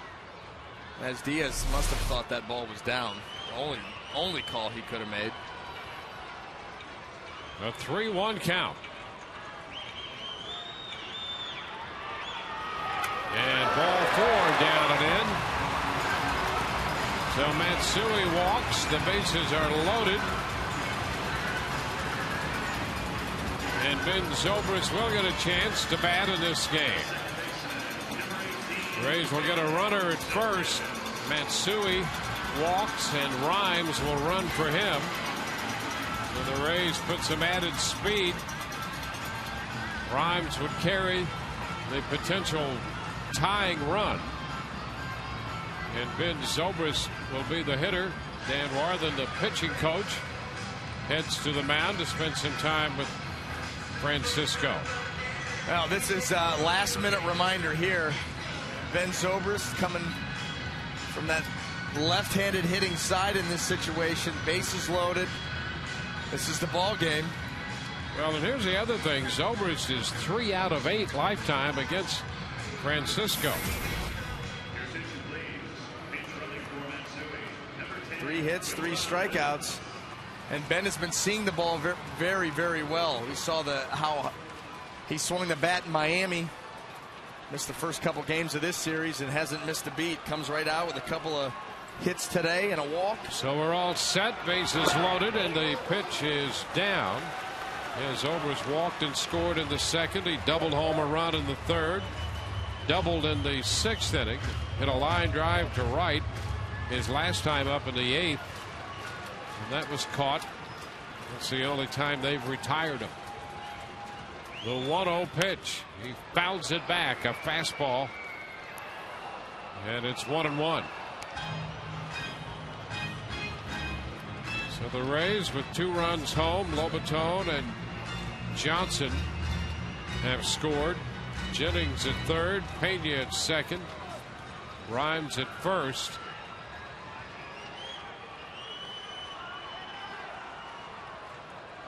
A 1-1 count to Ben Zobrist. And that's down and in.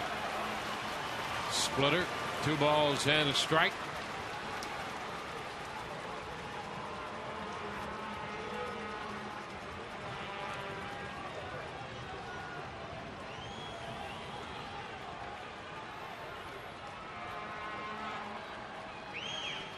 And a line drive. It's going to be foul. Down beyond the bullpen area. 2-2. Well, Ben got it started early there. I think he was a little upset with himself on the first fastball that he was just a touch late on. He gets it going here right now. Throw the hands. Boom. He realizes just a little too quick.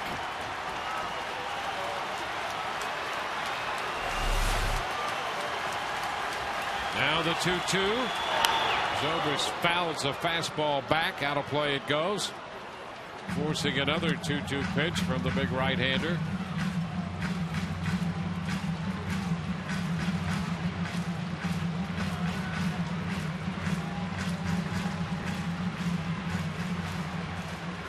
Well, it's Francisco and Zobrist. Watch the split here. 2-2 the count.